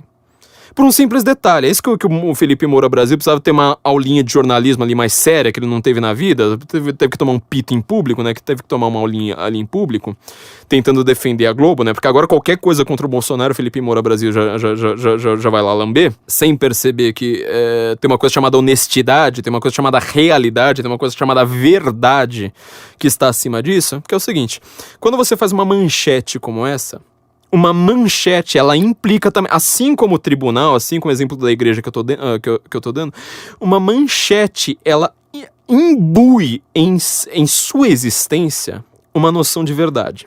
Uma noção, no mínimo, de que isso aí precisa ser noticiado. Então, quer dizer, imagina, por exemplo, que eu vou lá, no meu senso em comum, uma coisa que eu não vou fazer, não se preocupa, mas é só pra você imaginar. Imagina que eu vou lá no meu senso comum, vou lá e falo assim, ex-namorada de Felipe Moura Brasil diz que ele a espancou. Aí você vai lá, coloca lá no subtítulo. Na verdade, existe provas de que ela forjou, escreveu uma suástica fake na própria barriga, que ela é uma mentirosa compulsiva, Patrícia Lesliana, de que o Felipe Moura Brasil estava no Japão naquele dia, etc, etc. Mas você vai lá e coloca na manchete. Você entendeu? A manchete, ela implica, ela traz em seu bojo a ideia de que aquilo ali, no mínimo você concorda com aquilo.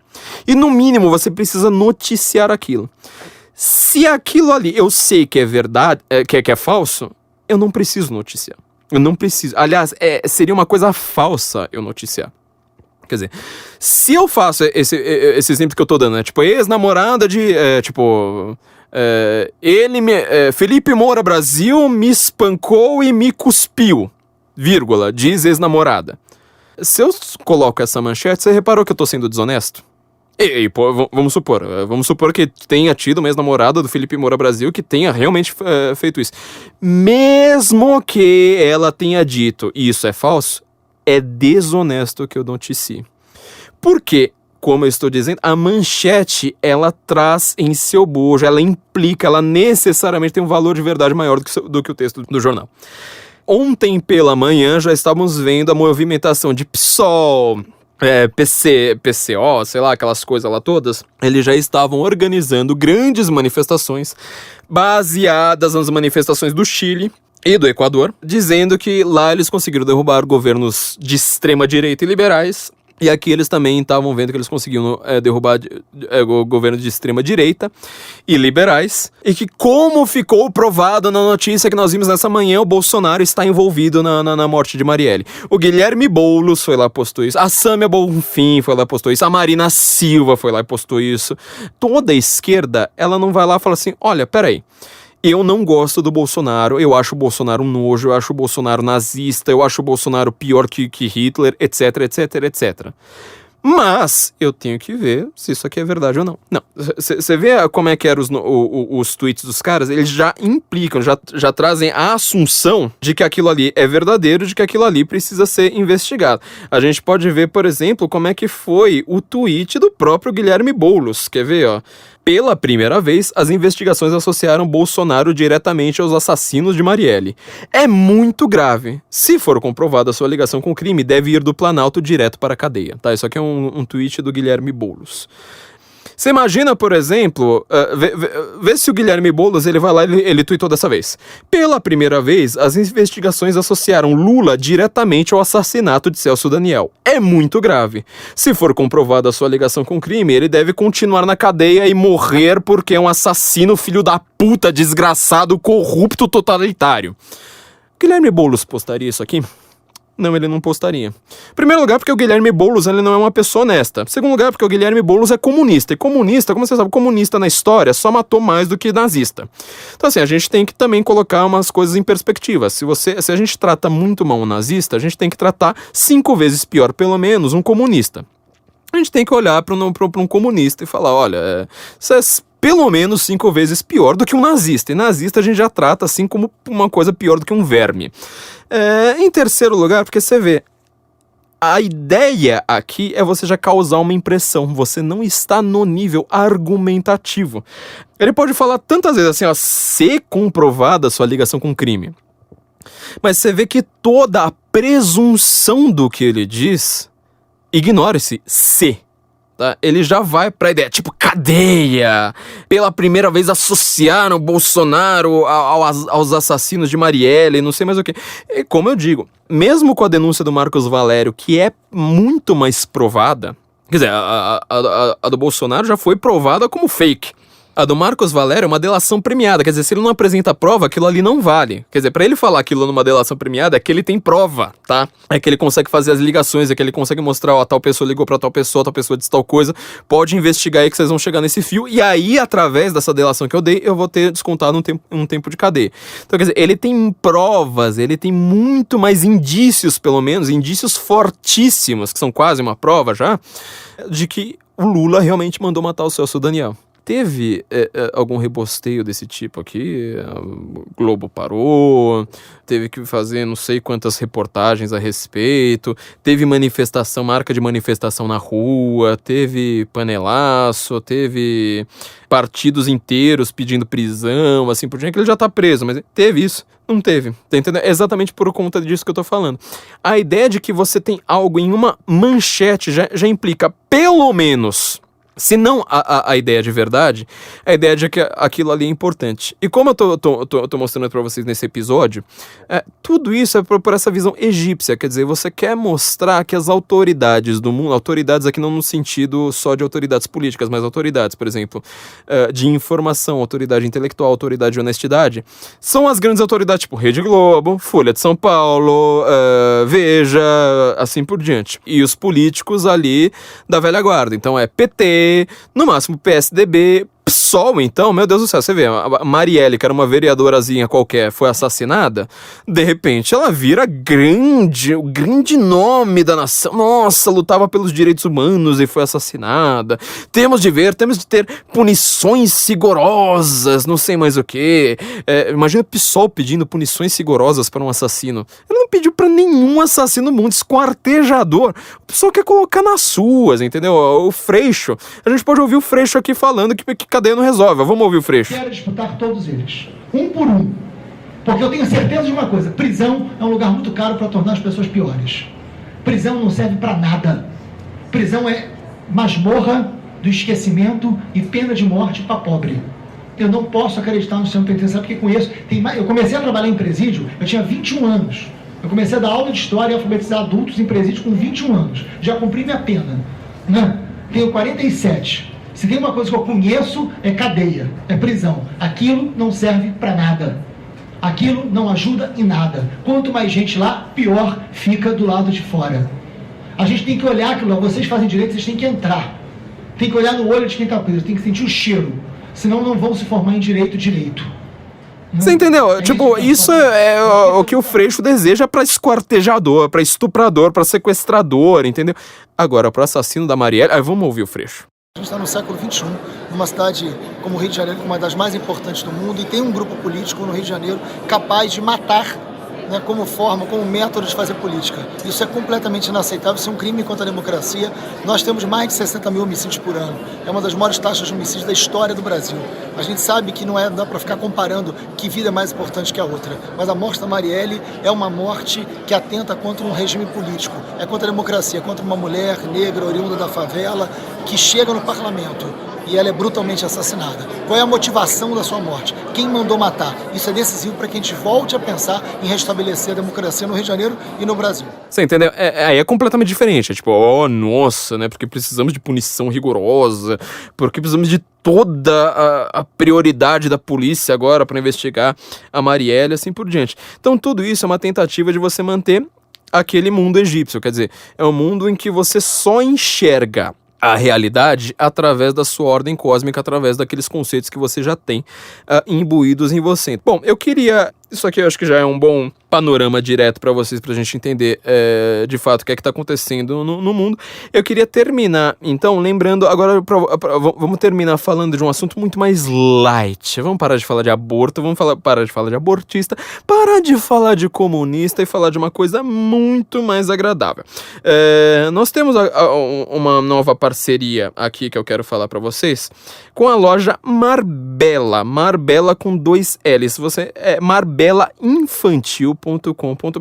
Loja de uma amiga minha, ela acabou de criar essa loja, tá vendendo roupinhas de criança. Olha que coisa fofa, que assunto muito mais agradável pra gente terminar esse podcast, né? Ela tá vendendo roupinhas de criança, revendendo para o Brasil inteiro. Ela tá com seu Instagram, vocês podem olhar lá no Instagram dela, Marbella Infantil também, exatamente, Marbella sempre com 2 L's, né? Marbella, cidade na Espanha. Marbella Infantil, ela tá vendendo roupinhas de crianças para o Brasil inteiro. Então vocês podem olhar lá todo o catálogo, vocês papais e mamães que estão preocupados em ter roupas bonitinhas para os seus filhos, entra lá em marbelainfantil.com.br. A loja tá com coisas maravilhosas, muito bonitas mesmo, muitas roupas. Aliás, o catálogo para uma loja que acabou de entrar no mercado tá assim gigantesco, um catálogo interminável. Eu quero muito que vocês conheçam. Então assim, vamos terminar dessa vez de uma maneira muito mais light, sem precisar pensar em CPMI, em MAVs, em fake news, em pessoas tentando ter controle sobre nós. Vamos terminar de uma maneira muito mais agradável com a Marbella Infantil. Também quero lembrar vocês, não deixem de nos seguir no Instagram e no Facebook e no Twitter e também no YouTube. A gente está em todas as redes. Muito pouca gente está seguindo a gente no Instagram, viu? Eu quero que vocês sigam mais a gente também. Instagram.com/senso.incomum. Assim como da Marbella também, vocês têm que seguir lá, né? Marbella Infantil. E a gente tá lembrando a todos vocês que a gente tá com a nossa revista explicando todos os meandros que tá por trás dessa CPMI. E também a gente já vai estar com a próxima edição, que eu só dei uma enrolada nela, justamente pelo que eu expliquei no começo do episódio, né? Não queria taxar duplamente as pessoas, porque eu não tenho controle sobre isso. Logo, algum dia, a gente já tá cuidando disso, mas nós estamos cuidando de ter um sistema próprio nosso, pra gente migrar tudo do Patreon e do Apoia-se para um sistema próprio nosso. Talvez a gente consiga alguma coisa interessante, assim, vamos supor, a respeito de alguma guerra grande que tenha acontecido no começo do século 20, talvez. Mas isso a gente vai ainda terminar de fazer essa migração, porque esse sistema está realmente muito mais complicado do que a gente sabe fazer, que a gente só sabe falar a respeito de Grécia Antiga, Antigo Testamento e de CPMIs e de gente que não sabe exatamente qual que é o seu trabalho. Então, gente, sigam a gente. E também, se você está precisando de roupas de adulto, não esqueça de entrar lá na vistadireita.com.br, também tem a loja do Senso em Comum. Então a gente tá vendendo roupas para as crianças com a Marbella Infantil e tá vendendo roupas para adultos com a nossa lojinha lá também do Senso em Comum, com camisetas, canecas, quadros e tudo aquilo que você precisar, com a nossa âncora maravilhosa do Senso em Comum. Gente, é isso. Não se esqueça de também assinar a nossa revista e nos seguir nas redes. Temos todos os nossos patrocinadores linkados aqui embaixo. Então nos ouvimos na semana que vem. Guten Morgen, Brasil.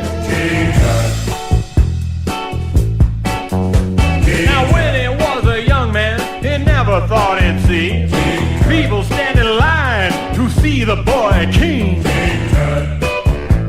How'd you get so funky? Did you do the monkey? Born in Arizona, moved to Babylonia. Now if I'd known they'd line up just to see him, I'd taken all my money and bought me a museum.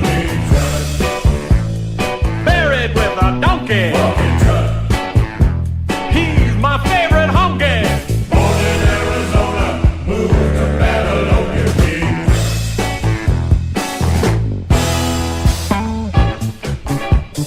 Dancing by the night, the ladies love the style. Rockin' for the mile. He ate a crocodile. His life for tourism.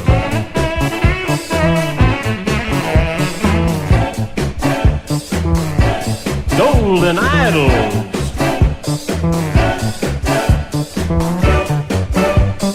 He's an Egyptian.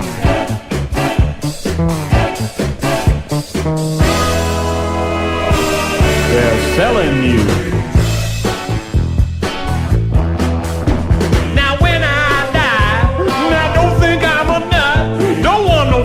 Funeral, just one like old King Tut.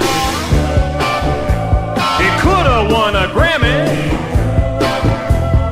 buried in his jammies. Born in Arizona, moved to Babylonia.